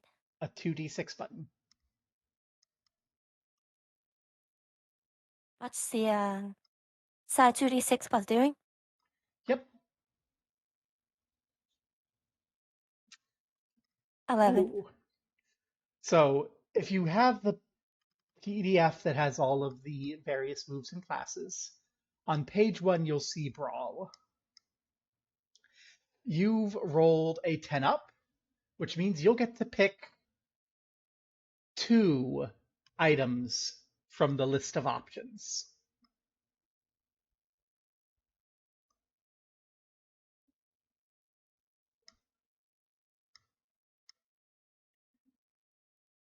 Which 2 things do you want to make sure happens? So I suffer mortal harm, Okay. and I guess inflicts terrible harm.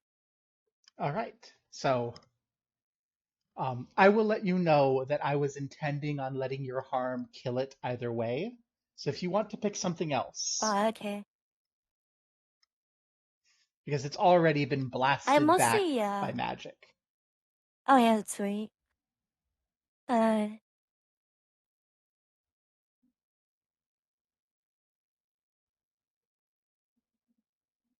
Honestly, I just want to keep it far away from anyone after I do it. Like, I want to go in, suffer little harm, and keep it far away from everybody else. 'Cause I don't know what's going to do. Okay. I don't know if I'm going to kill it. Okay. That is forcing it into the position of your choosing, which you can do. Yeah. So, Kirsta, as you turn your vision back to this, you see. Well, do you want to describe how you do this?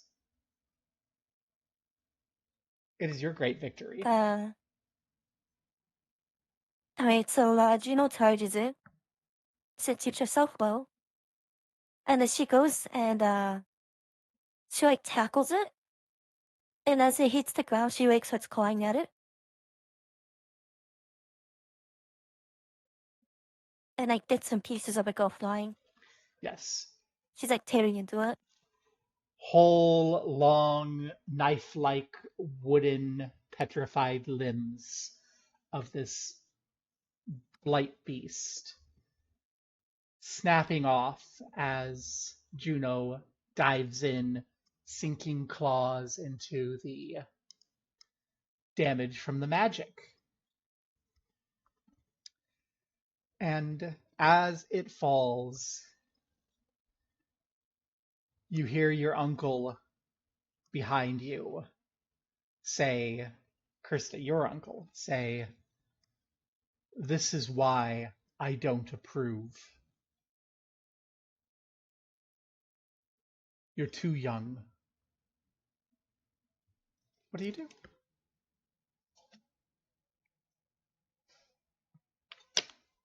I'm gonna kind of Hello.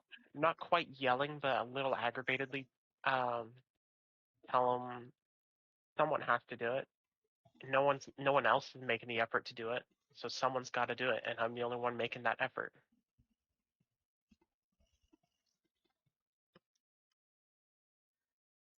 No one is acting rashly like a child.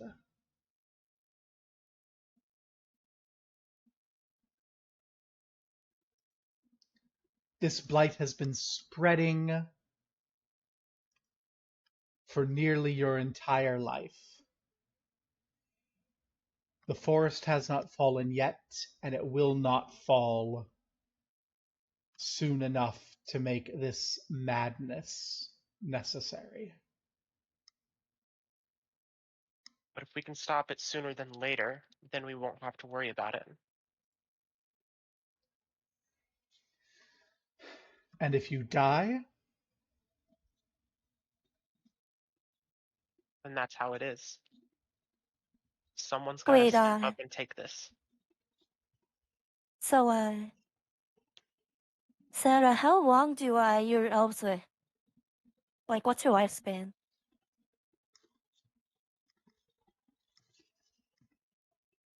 Like, are they abnormally long lifespans? I mean, it's normal for an elf. Yeah, but like, there's someone like me.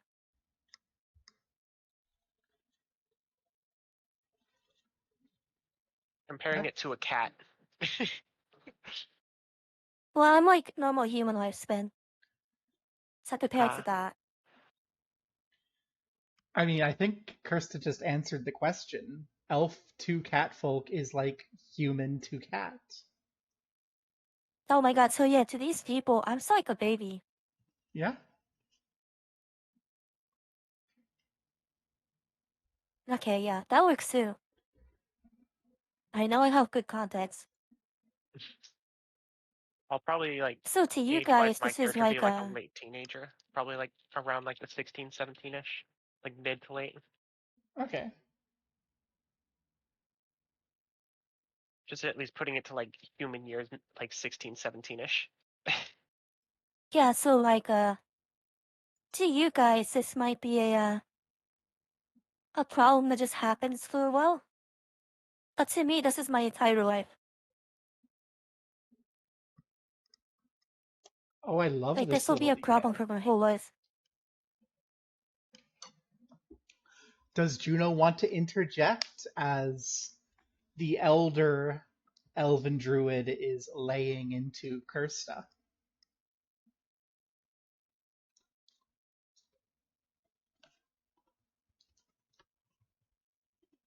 Nah, she doesn't. She's like catching her breath when the ashes are cut down. Okay.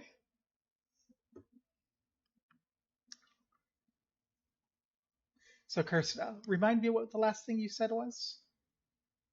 That's what I'm trying to sit here and try to remember. I think it was I'm something sitting here like, like, what was the last thing I said? if I die, so be it. Yeah. It was pretty much. He was saying, "What if I die?" So I said, then that's it. I die. But someone is. It's better to make. It's better to have someone step up and do this than no one and watch our forest rot right before us. If you die, there will be no next generation of druid to care for the grove.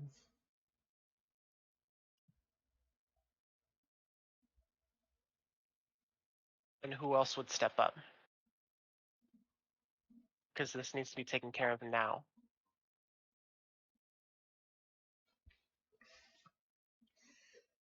Oh, that aggressive little. I love it. I'm trying to put myself into the climate denial boomer framework.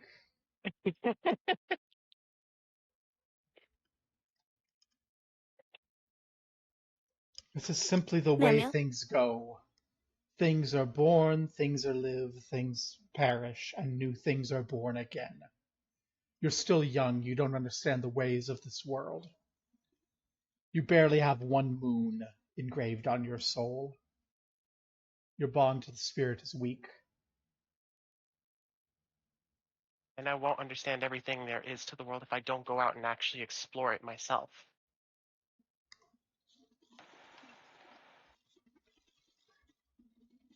Oh. He just rolls his eyes. Come home. Your mother's made dinner.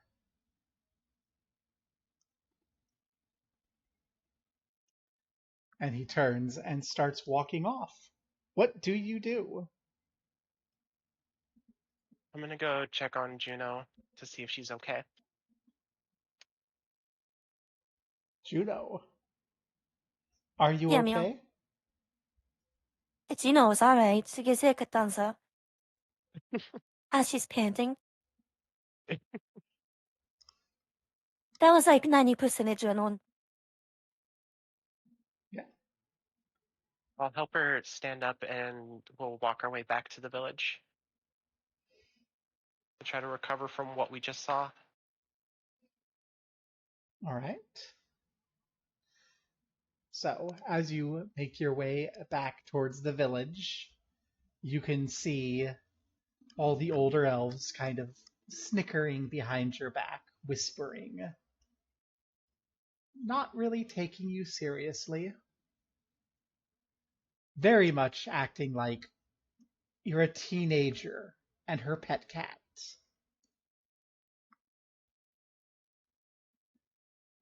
What do you do?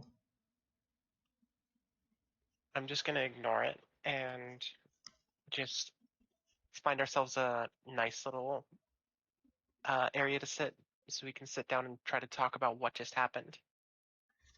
Oh, Gino does not let you get to that point. We're Oh, like in the center of like the area. yeah. Like we're passing through, and I notice everybody commenting and laughing. And she like pushes Crystal up of him. And she like growls out, "What are all of you laughing at?" Oh, oh. uh, is there anything you're trying to achieve by doing that in particular? I am just lashing out like a baby. Okay. The So shock is like coming back to get you, kind of as thing. you, yeah, as you lash out, One of the men, one of the men in the community, a middle-aged man, a washerman who gathers up the laundry for the community and washes it and brings it back, loaded down with loads of freshly washed robes on the way back from the spring, just looks at you and goes, "The energy of youth is adorable."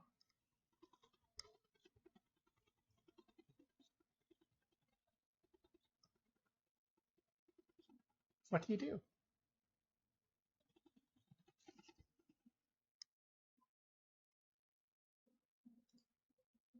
Unfortunately, Juno wasn't expecting anyone to actually say anything. You see, when she washes out, people just kind of shrug it off. And she's kind of just... She, just rolls her eyes and goes back to Krista. All right. Kirsta, do you do anything? As this man, let's say Marcy is going to be his name. I'll kind of glare over to him and just kind of mumble out, "You know, you've done enough harm to her already. Why can't you just leave her alone?"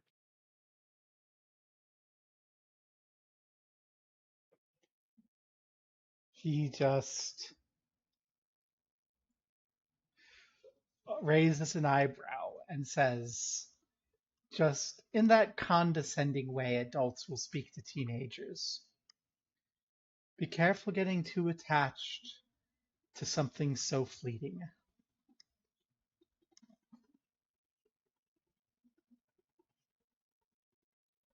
If you understood her the way that I did, you would say otherwise.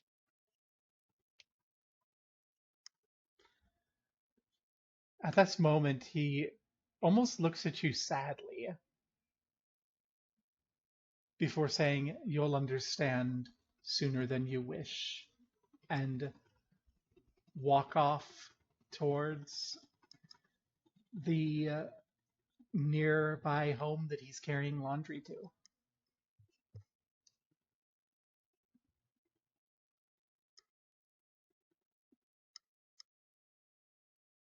What I'll do you just do? I'll continue to walk Juno over to the area that we planned on sitting. Right?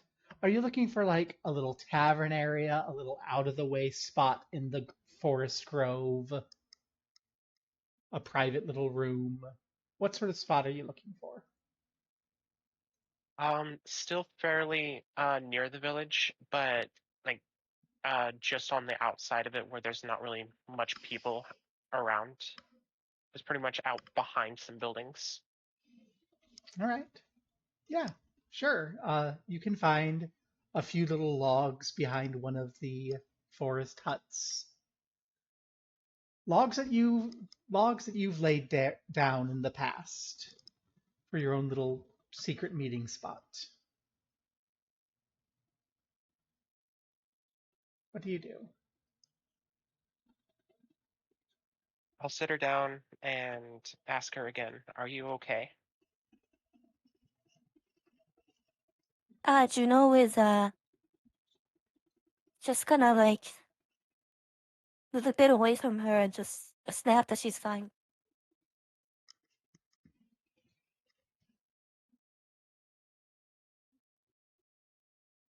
That she doesn't need anybody else's protection.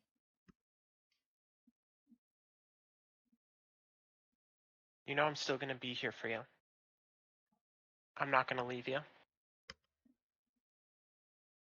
You're the only friend I have.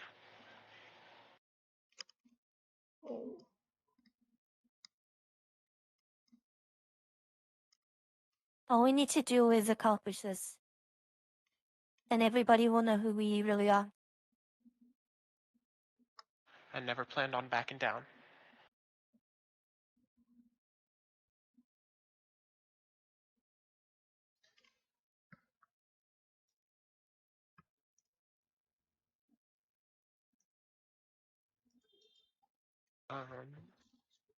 Yeah, no. Trying to think of what to say next. Yeah, I'll let you play your scene for a little bit.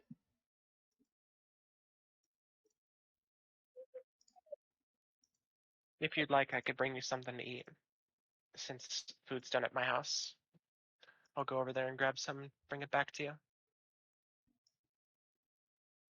Juno just shakes her head and I never really cared for the weird stuff your parents cook. I'll just take my chance at the orphanage. We only have like another day before we leave anyway. Doesn't matter.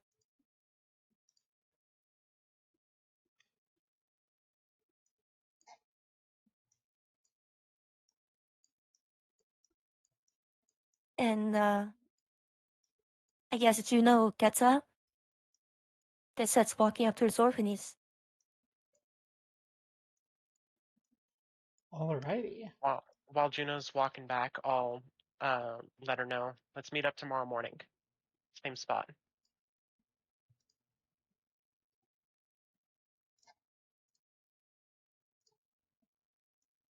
She just gives a thumbs up and walks off silently. And I'll work on walking back to my house. Wonderful. I'm going to shimmy you over to my in-progress map I'm working on. Because people have been asking about map. Map. Somebody saying that? Map.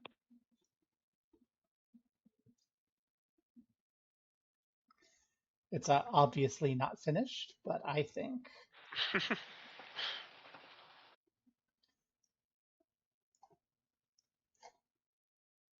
that this is probably a pretty decent start.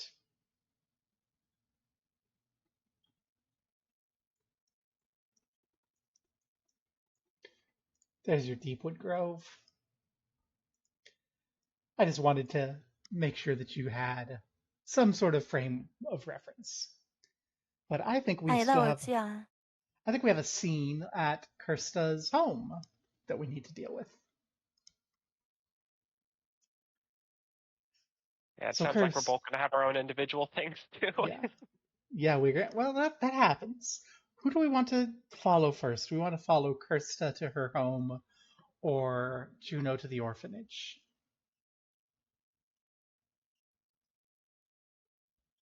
And if you're watching from my chat, reminder to go to Seikavi. You can actually see what's going on and And a chat in the joy. way I respond. Because I don't have my chat open. I only have Seika's chat open. Gamer. Yeah, yeah. So who are we going to follow first?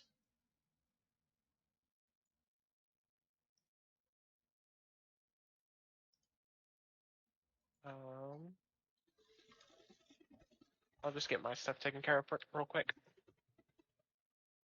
Okay. So While she works on her drawing.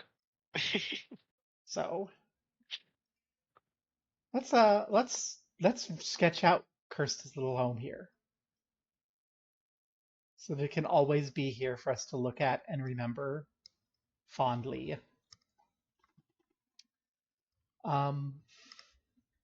What sort of home do you live in? What sort of family do you have? We know you have your uncle, we know you have your mother, we know you have a loving family.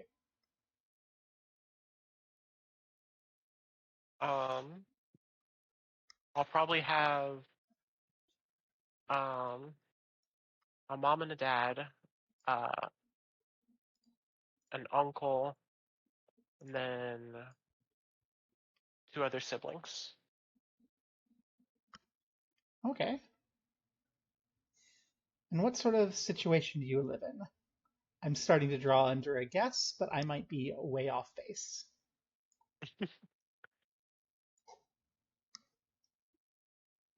Um,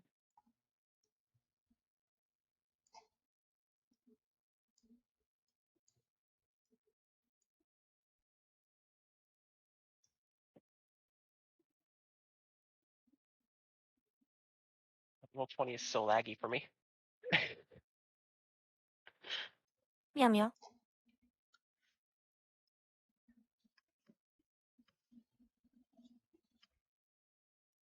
So I'm drawing sort of a tree house, like carved inside the hollow of a tree. Yeah, I think that could work. And then Um,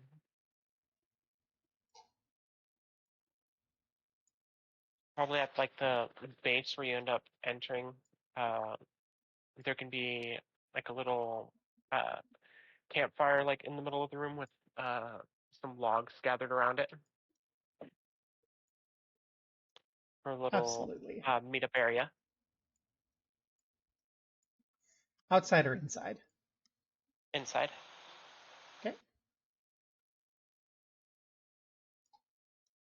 Um, Off towards the back, off to the left side, we can do like a little area that could be basically a kitchen.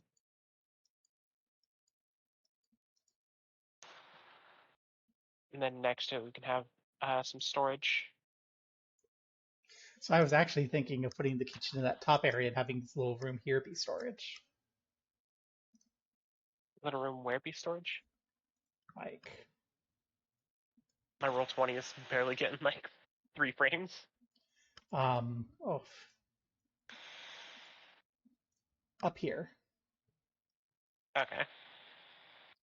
Yeah, that could work. Although it's kind of, my roll 20 is also starting to be bad. I will try to asking it nicely. I'm pretty sure I don't have like hardware acceleration turned on is one thing, but I usually try to keep it off That's probably anyways it. Yeah, they did because I some don't have. updates and it hasn't behaved very nicely. I just don't have a very good computer overall.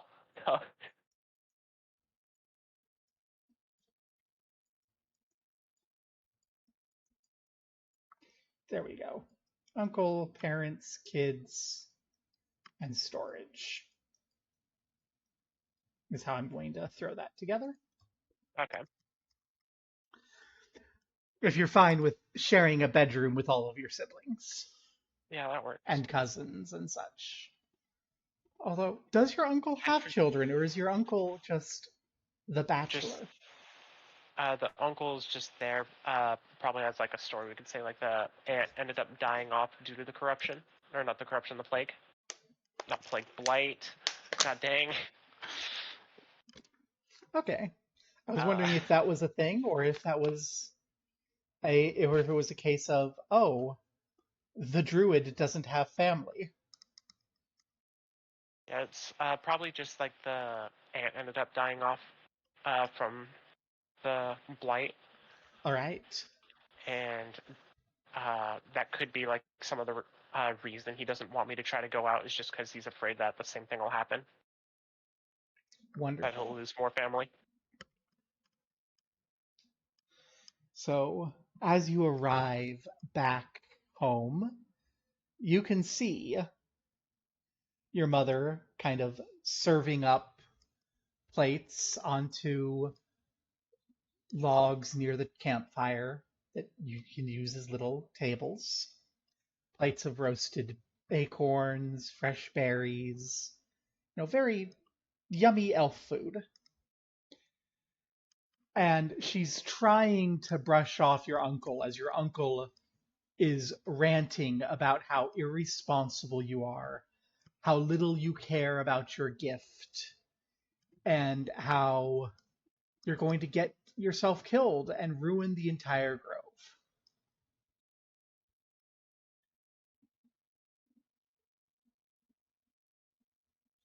What do you do?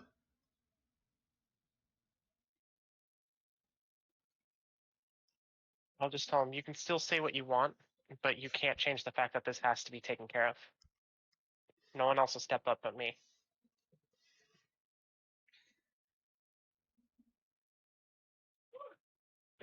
And as your mother hands you your plate, she says, in that very mother not wanting to get involved in the argument way, "Oh, you're very right. It does have to be taken care of.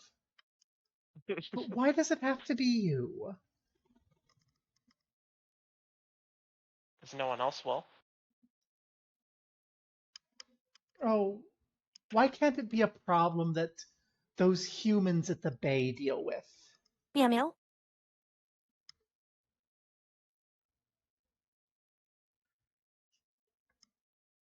Or the cats in the border woods?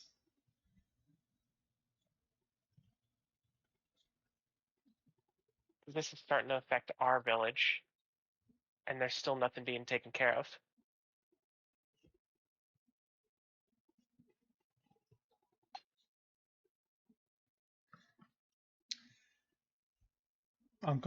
Your uncle says,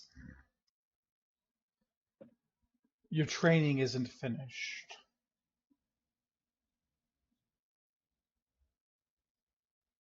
It would be irresponsible of us to let you leave." I wouldn't think that you would just let me anyways.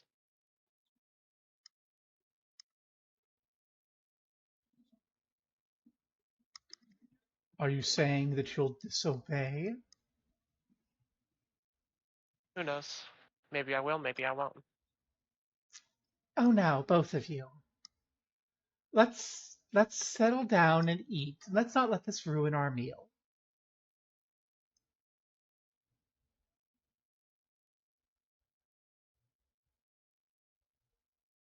As your mother sort of pushes a plate both at you and your uncle. I'll just eat my food and kind of blow off the conversation like it never happened. Right? And as the meal wraps up, what do you do?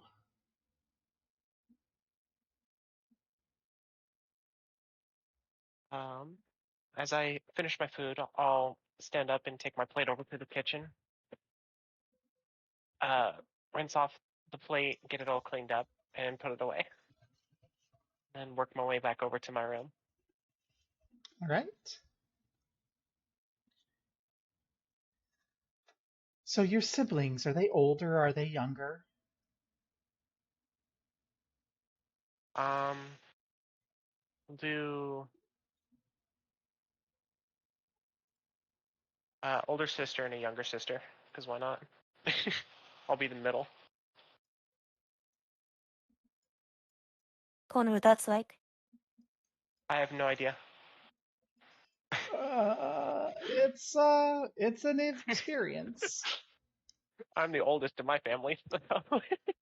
I'm the third of 13. Oh my god. I I'm only the have me first and of my little 13. brother. I just Well, got a little brother. That's all I have.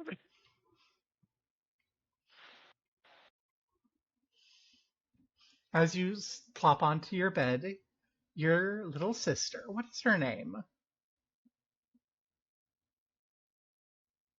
Um, I know I'm so mean. You already said you're bad at names. Don't worry, she can get worse. Probably Twindle. TWI and Yelly. Okay. So you have Twindle there, sitting, kind of. Well, as you plop down, Twindle peeks out from under your bed and just says, "Ooh, you're in trouble." I wouldn't say it's as much in trouble as it is me being misunderstood. Oh, Nunkle's Man, if mad. this is the way, if this is the way Kirsty talks and there, maybe Juno is a taller.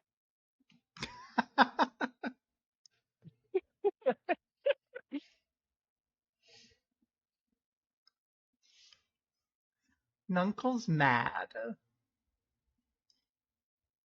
Yeah. He doesn't like my thoughts.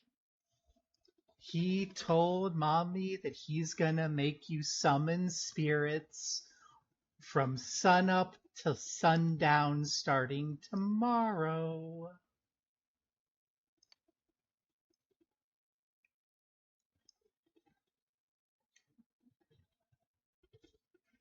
It wouldn't be the first time. Summoning spirits seems hard. It can be. It just comes down to whether or not you actually take that step to fully entrust yourself to it.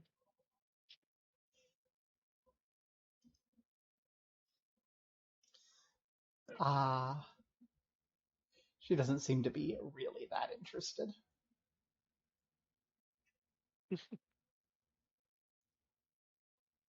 Is there anything else you're going to do before bed? She'll pester you as little siblings do, but I'll ask her how her day went to try to lighten up the mood. oh, she'll talk. Ooh, she'll tell you all about how there's some cute new wolves walking around near the village. How they have lovely little cubs, and the teacher was starting to teach them how to talk to animals. And she's not very good yet, but she thinks she got one of the cubs to like her. That's good. You keep putting practice to it and you'll get better. She gives you a little thumbs up. I want to be a a great animal speaker. If you keep putting the dedication like you have been with it, you will be an amazing one.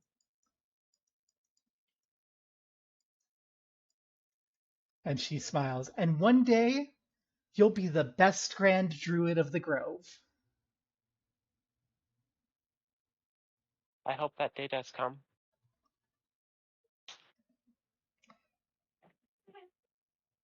Meanwhile,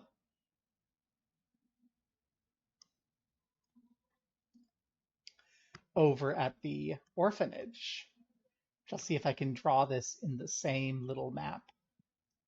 I spent a Let my lot of dog space out. on the tree.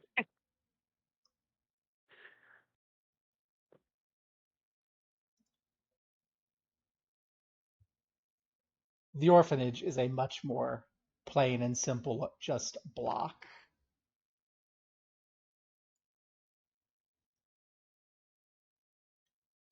Room.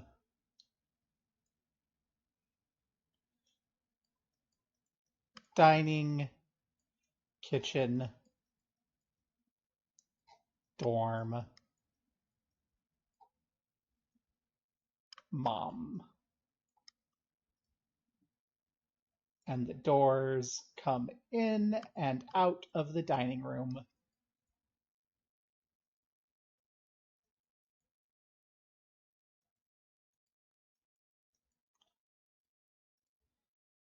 So, Juno, as you return back to the orphanage, what do you do? Yeah. Alright, so as required, I go to the dining kitchen area. And since it's getting late, everybody's eating. All of the young elves, mostly blight stricken. So most of these kids have some sort of missing digits from the blight.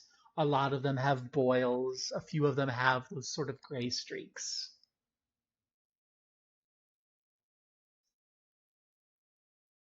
Juno doesn't eat. She just watches them. Juno watches as they eat. And she just stands. She stands up in the corner watching, making sure they're all eating.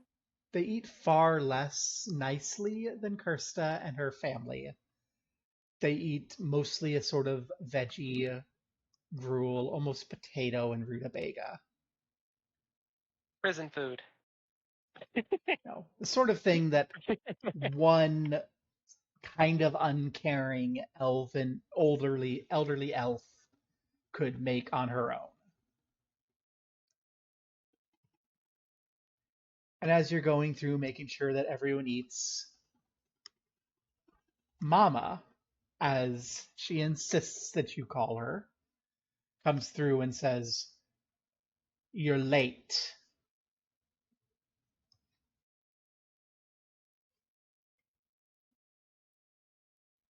Juno just she shrugs and goes,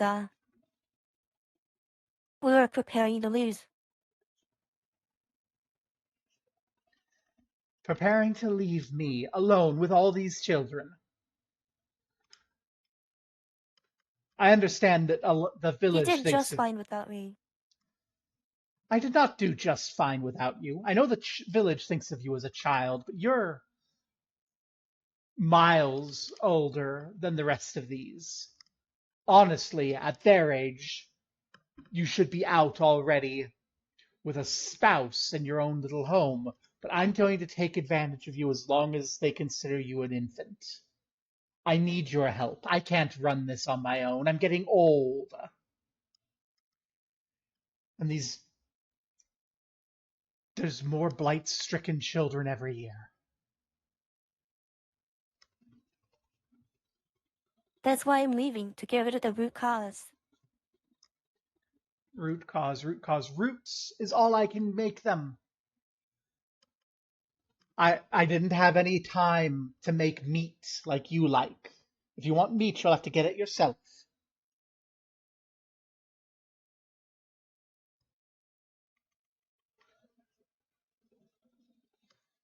I Well, good need you thing back earlier to help. I need you back earlier in the day to help me make dinner. None of them are old enough.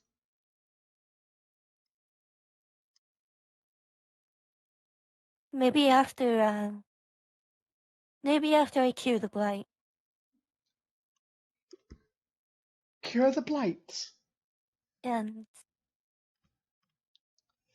The blight's been the blight's been running around for a century, child. Cure the blight. has anyone ever tried to? Or have you just left it here? Of course people have tried to.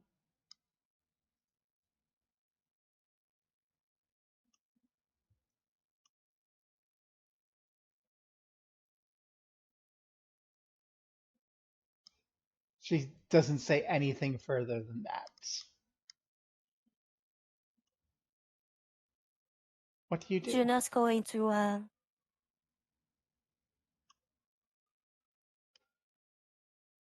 she's going to take a quick scan of all the other orphans.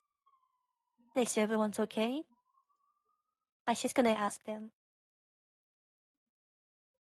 And she doesn't answer for most of them, it's gonna be no. I mean, all the orphans think that they're doing fine. But Juno is getting old enough and wise enough to know that half of these orphans probably won't live to be adults. And half of those who will are going to be dependent on the community.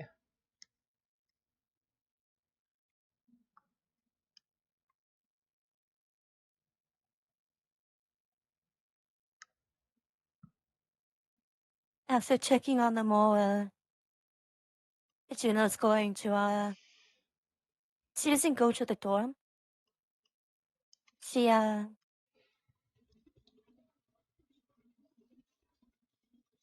helps them, like all the other orphans when they're done eating back into the dorm. And she helps them prepare for bed. And then when they're all done, Juno then goes back to the kitchen. She cleans it up. And then she unrolls like a mat in the corner of the kitchen. And then she lies down to sleep. Does she eat anything? She picks up the food as she cleans up. I thought that wasn't touched. But every time she does it, she knows that kid might not make it till tomorrow. Like, this kid didn't eat. So who knows how long they have.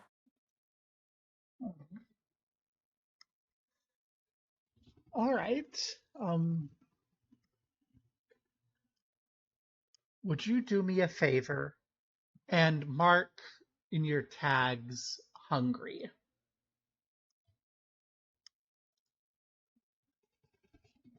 Where my tags at? It's near the top of your character sheet.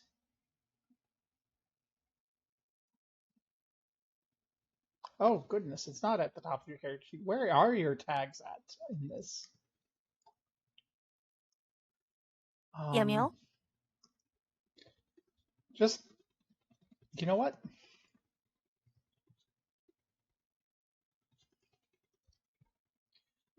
I will put a little there. Put your tags kind of on that side of your equipment page. Hungry. Yeah. That will probably come into play because you can't not eat without being hungry. Yeah. So night falls. You're right, some of these kids won't wake up tomorrow.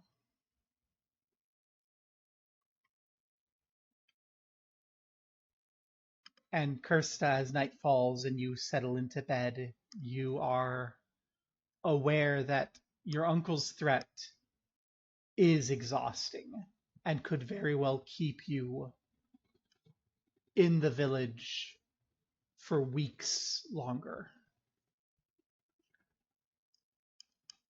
What do the two of you do? Like, at night? Yeah.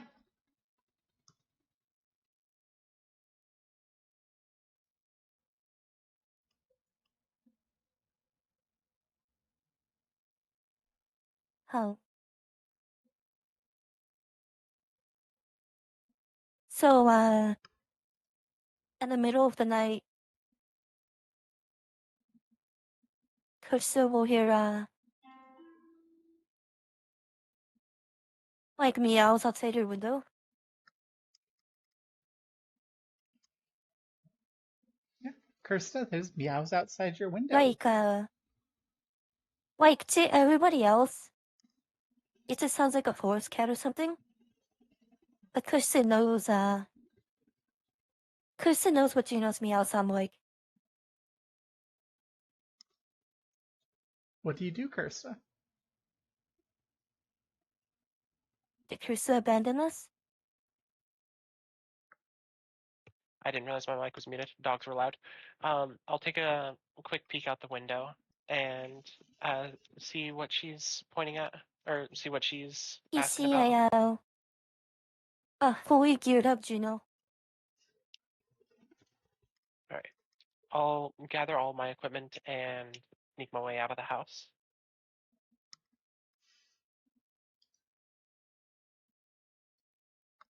All right. And he get us, hey? You like meet me Actually, outside? Yeah. I actually need, because the uncle is vigilant and concerned and worried that you'll end up dead. I need you, number one, I need you to tell me what you're afraid will happen if you fail sneaking out of here.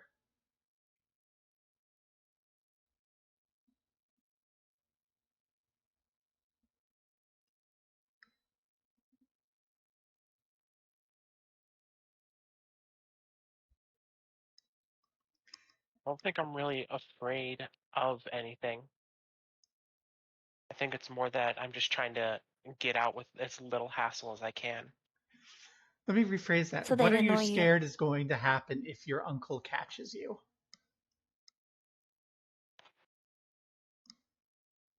Just that time's going to be continuously wasted.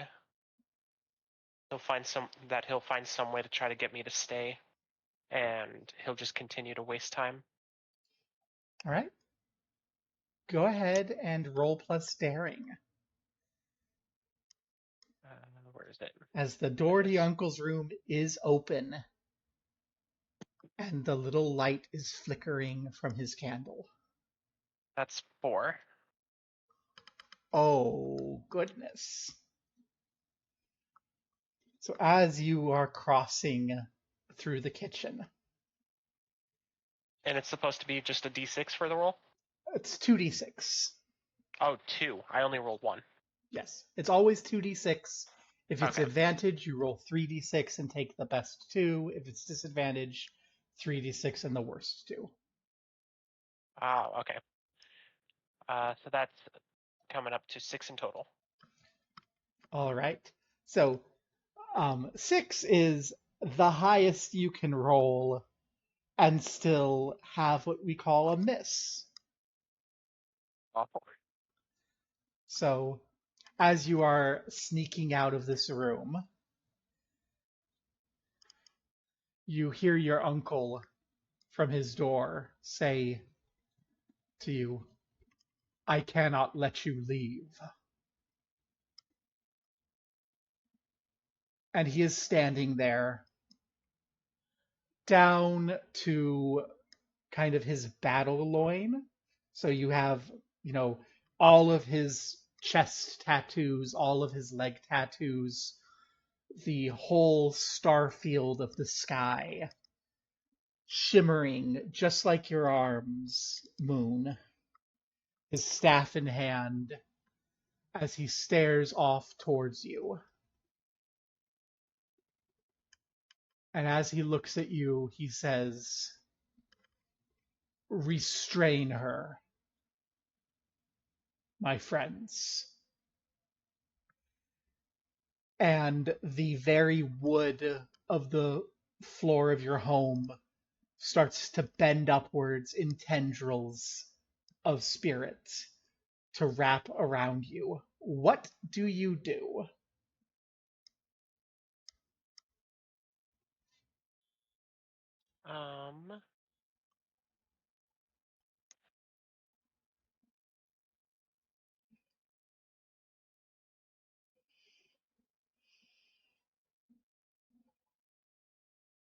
And I will remind you, you do have your, class moves.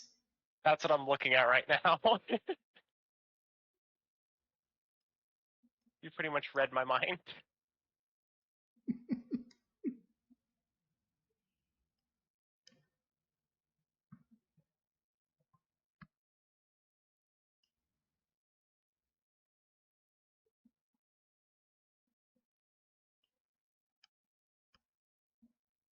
I'm just reading the descriptions of it again just so I can understand it better. Oh, yeah. To be clear,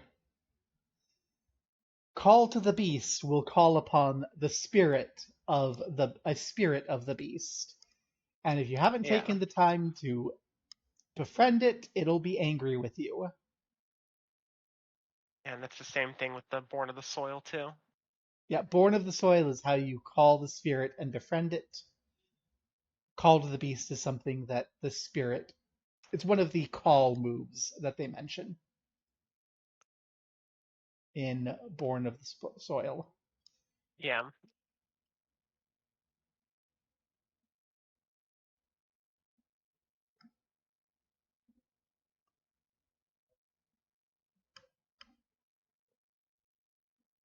So Call to the Beast is currently the only one that I know? Yes, Call to the Beast is currently the only one that you know. Okay.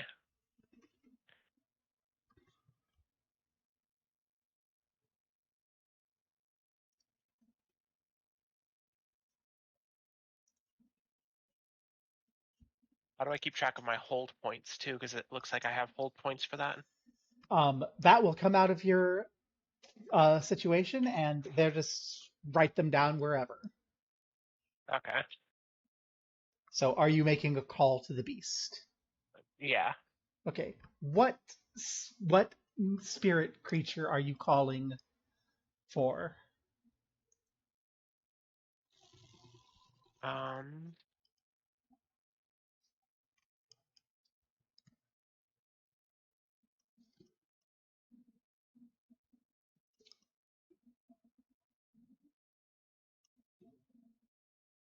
I'll try to call for a wolf. All right. And you will call to a wolf, spirit a spirit of the wolf. The spirit of the wolf will come. Do you know one already? Do you already know a particular wolf spirit?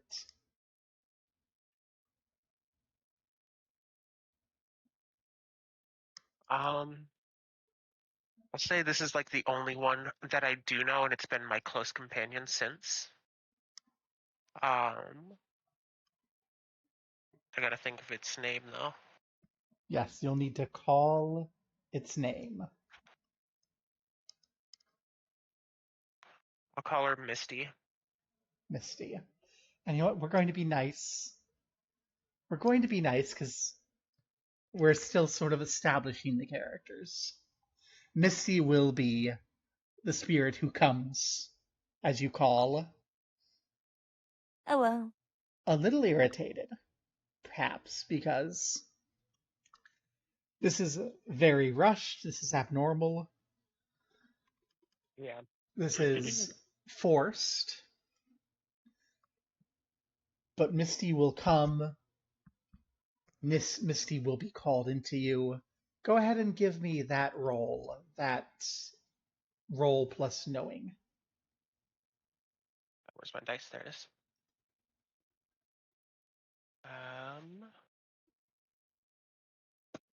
And it's 2 rolls. Yep, 2d6 plus your knowing.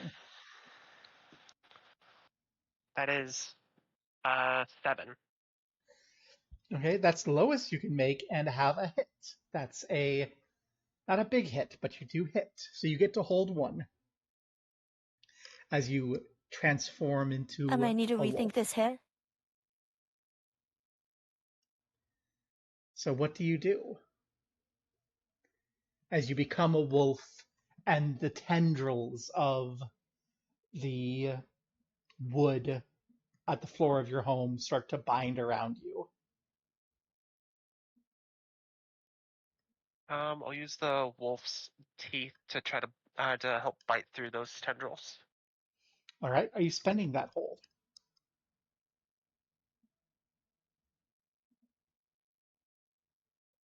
Yeah. Okay. You bite the tendrils, you tear them apart and snap them off. There's nothing that your uncle can do. The wolf, he wasn't prepared for you to turn into a wolf and start rending these tendrils apart. As he stumbles back a little wide-eyed and starts raising his staff to you, calling for spirits of the air. What do you do?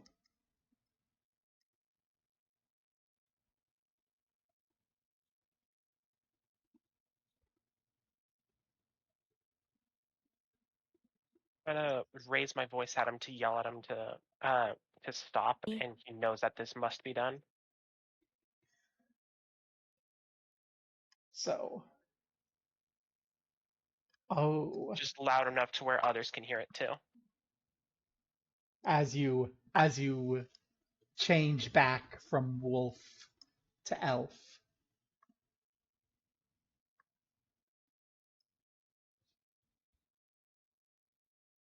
So, we're going to trigger sway.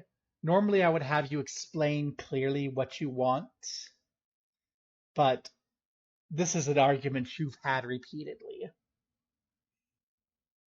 So he knows. And he is going to resist. So I need you to roll plus intense, because this is a fight you've had before, not in this level of intensity. But he is not going to let you go willingly. So I need you to make a little roll, and we'll see what happens. Is also 7.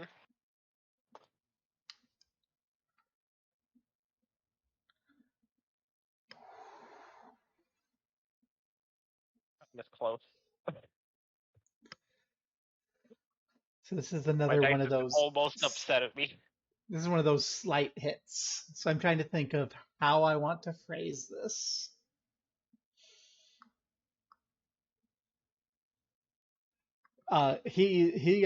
His eyes shine with worry for a moment before he returns, closing them, and begins chanting a call to spirits of the wind. You don't know what he's going to be doing with them, but you know he is not going to comply with what you've asked. And these spirits will try to stop you, and it's probably something more than you are ready to handle. What would you like to do?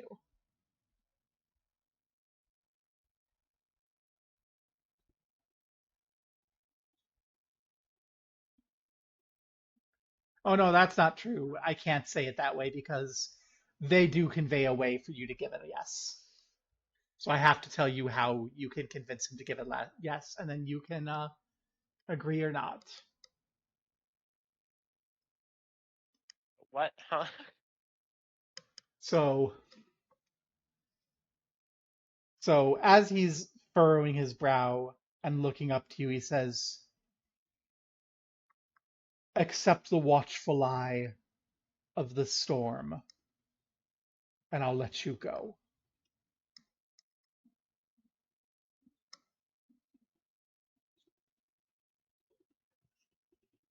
What does that mean to accept the watchful eye of the storm? Um, it means, so to be very clear, it means that he I'm will trying to also ask summon. him that too.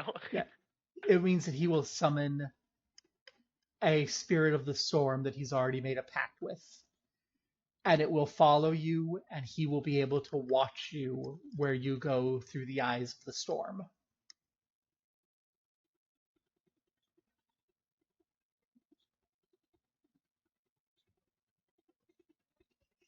I'm fine, but don't get in my way. You'll only cause issues.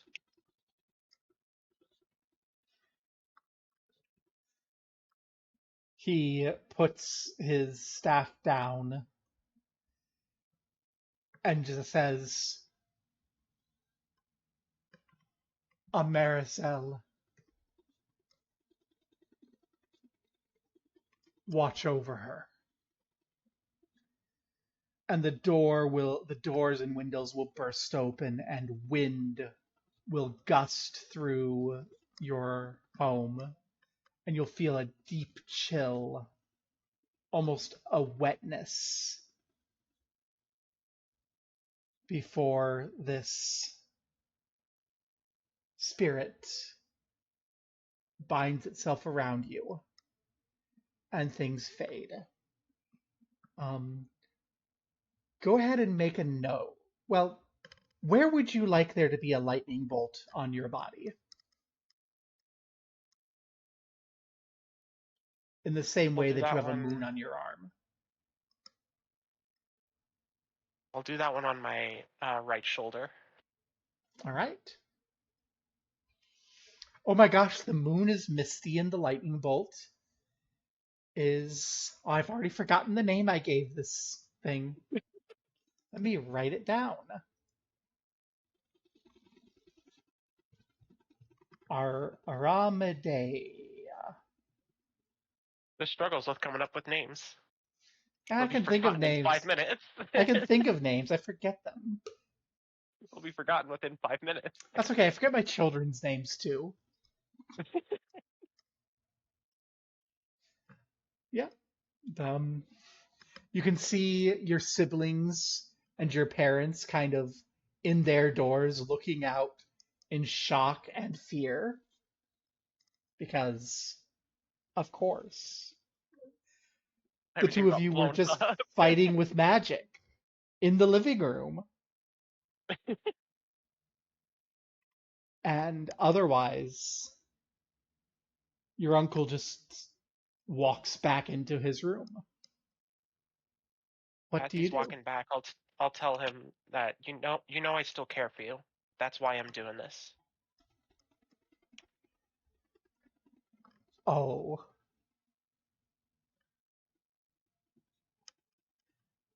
As you leave, are you leaving after? Yeah. As you leave, he says, "If you see my son, tell him to come home."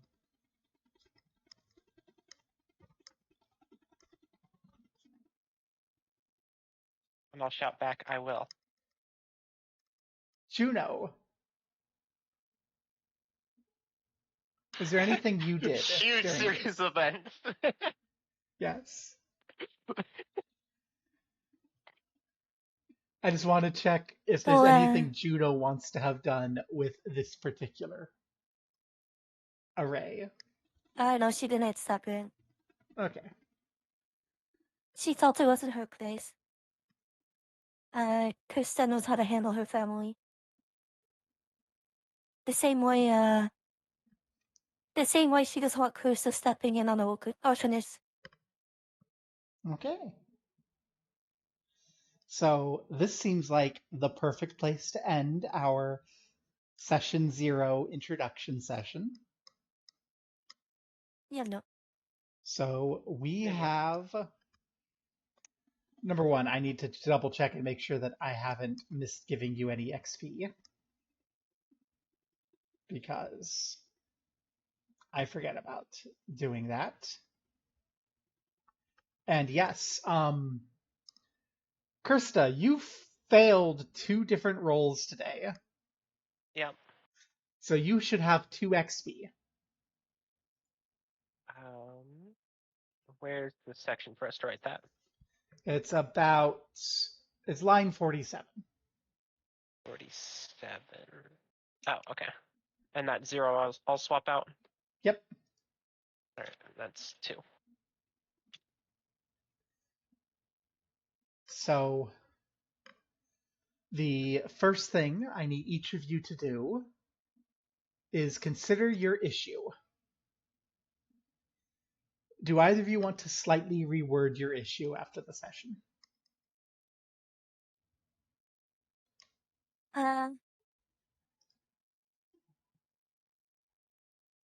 Honestly, yeah. I think mine works how it is because I was starting to find my way through it. I was pretty much dealing with it the whole time anyway.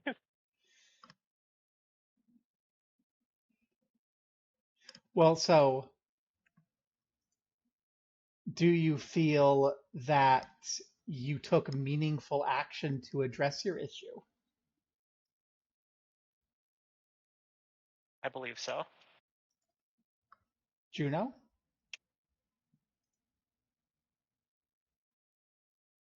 No. All right. I don't even remember And what so your we issue haven't was. done anything, so. Okay. Like, we took a step forward, but we haven't done anything. So, Kirsta, how have you taken meaningful action to address your issue? I'm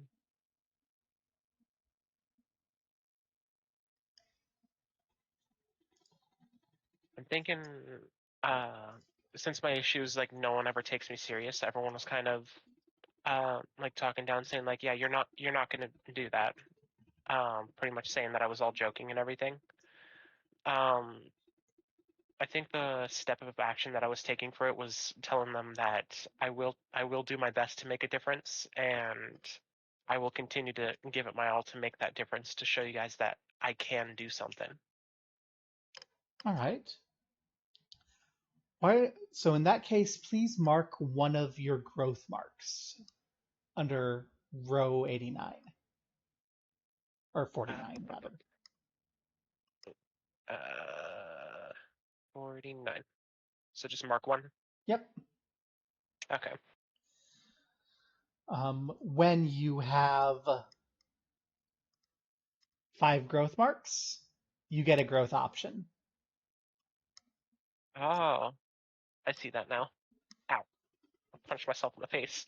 And you can see you have experience points. Of note, you can only take a growth option once.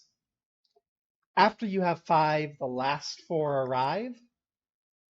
Change the World is the only one that doesn't, of those last 4, that doesn't take your character out of play. You do not have to take them immediately, though. So you can have Okay. basically 11 growth options before your character has to leave play somehow. Okay. Not counting death. If your character dies, then you die. Okay. So now we get to do the same thing with your doubts. Do you want to reword it? Have you mastered your doubt? Are you abandoning it? Have you taken action that was guided by your doubt, or have you taken action that you took in spite of your doubt?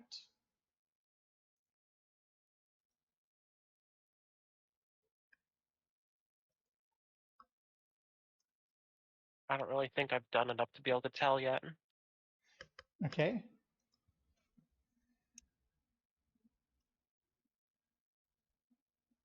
That And whole intro is just kind of me arguing with my family. did any of any of that was any of that argument motivated by your doubt? I don't think so. Okay. Juno, how about you?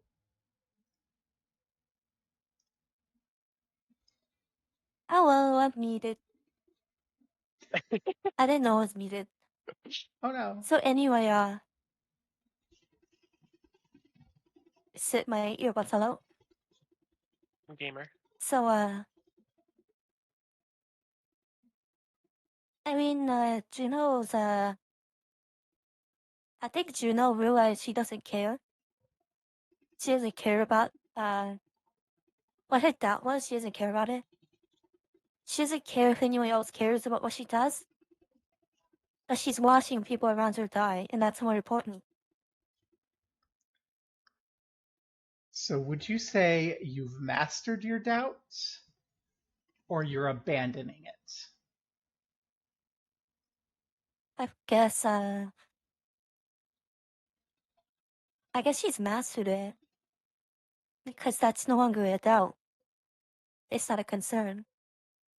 Because she's moved past it. All right. Kirsta, do you agree? For her side, Yeah, I think so. I agree too. So go ahead and mark 3 growth and delete that doubt. You're going to need to think of a new one. How do I mark growth? If you Then go I've already done down, it. yeah, you've already done it. Yeah.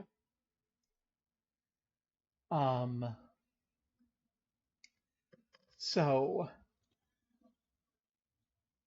were either of you part of a memorable moment?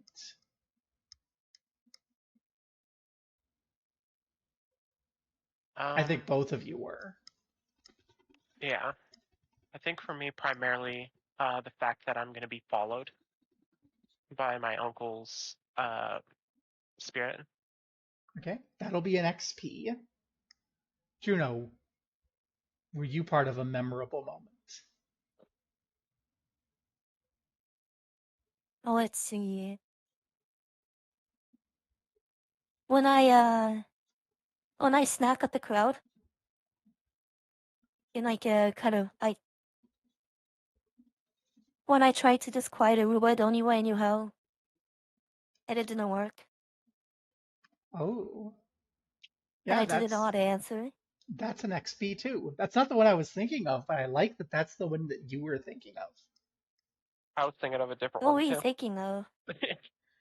I was thinking of character things. I like What, character stories. No, it's a good scene to remember. Kirsta, what were you thinking of? Um, I need the thought to fly back in my ear real quick. Uh, Flap, flap, flap. I think it was just the fact that creature flew out at us from the tree. That was the one that I thought of. But that makes a lot more sense for her though. From what And she see, listed. the moment that stuck with me was when Juno said, "Some of these children won't be alive in the morning," Oh yeah, that one makes sense. Yeah. and I'm like, "Oh, you are right. They won't. Oh goodness, the blight just got worse." Um, so none of you partook in Bond scenes yet. I think Juno kind of avoided one. Yes, you did, which is not partaking in one. Um, they'll probably come up next session. Oh yeah, they Did definitely will. did something new come up about your blood or your kin? I mean, yes, but I want you to recount what came up about your blood and kin.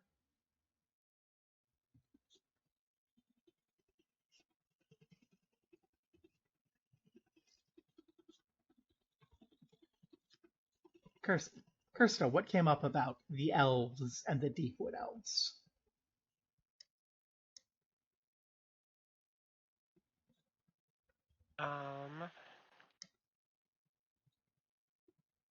I don't think there was really a ton that was just talked about elves, but Kirsta did learn more that there was other races out there. All right. The fact that there was some humans and I forgot what the other one was. Some probably other elves, I think you said. Okay. And Juno, what came up about catfolk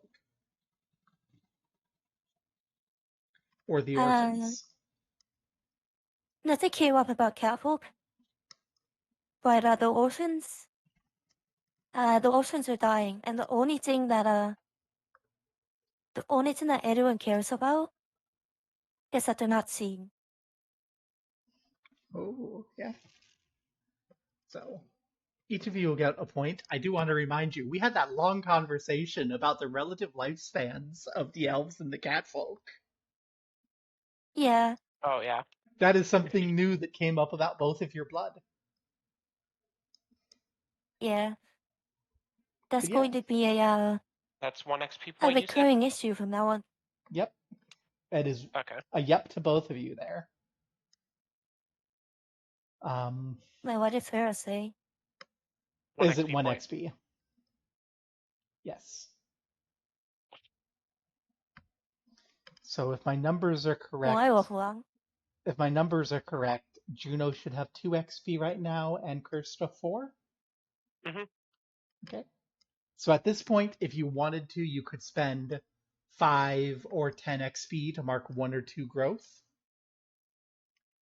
but you don't have that. If you had 5 growth at this time, once you could unlock a new growth option. Now we need to renew any resolved, mastered, or abandoned issue or doubt. So that means whatever doubt you've gotten over, it has to be replaced by a new one.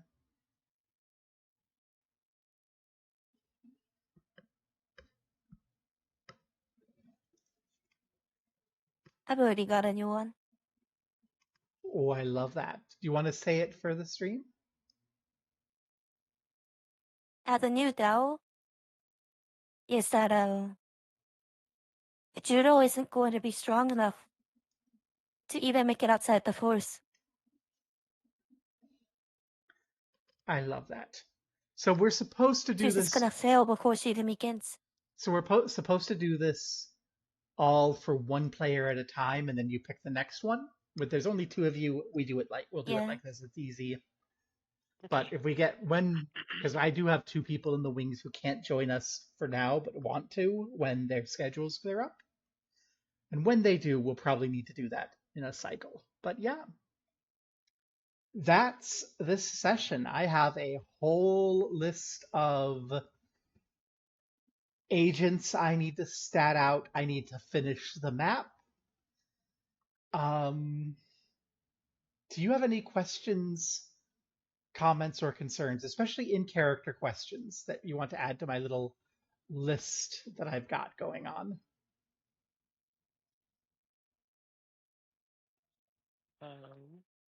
I think I should be I good. currently don't have any. All right. So yay. Session 0 of Fantasy World. You had fun, I hope. Mm-hmm. Lovely. This is where I Yeah, would yeah. normally raid, but I'm not going to because everyone should already be with you. Yeah, pretty much. So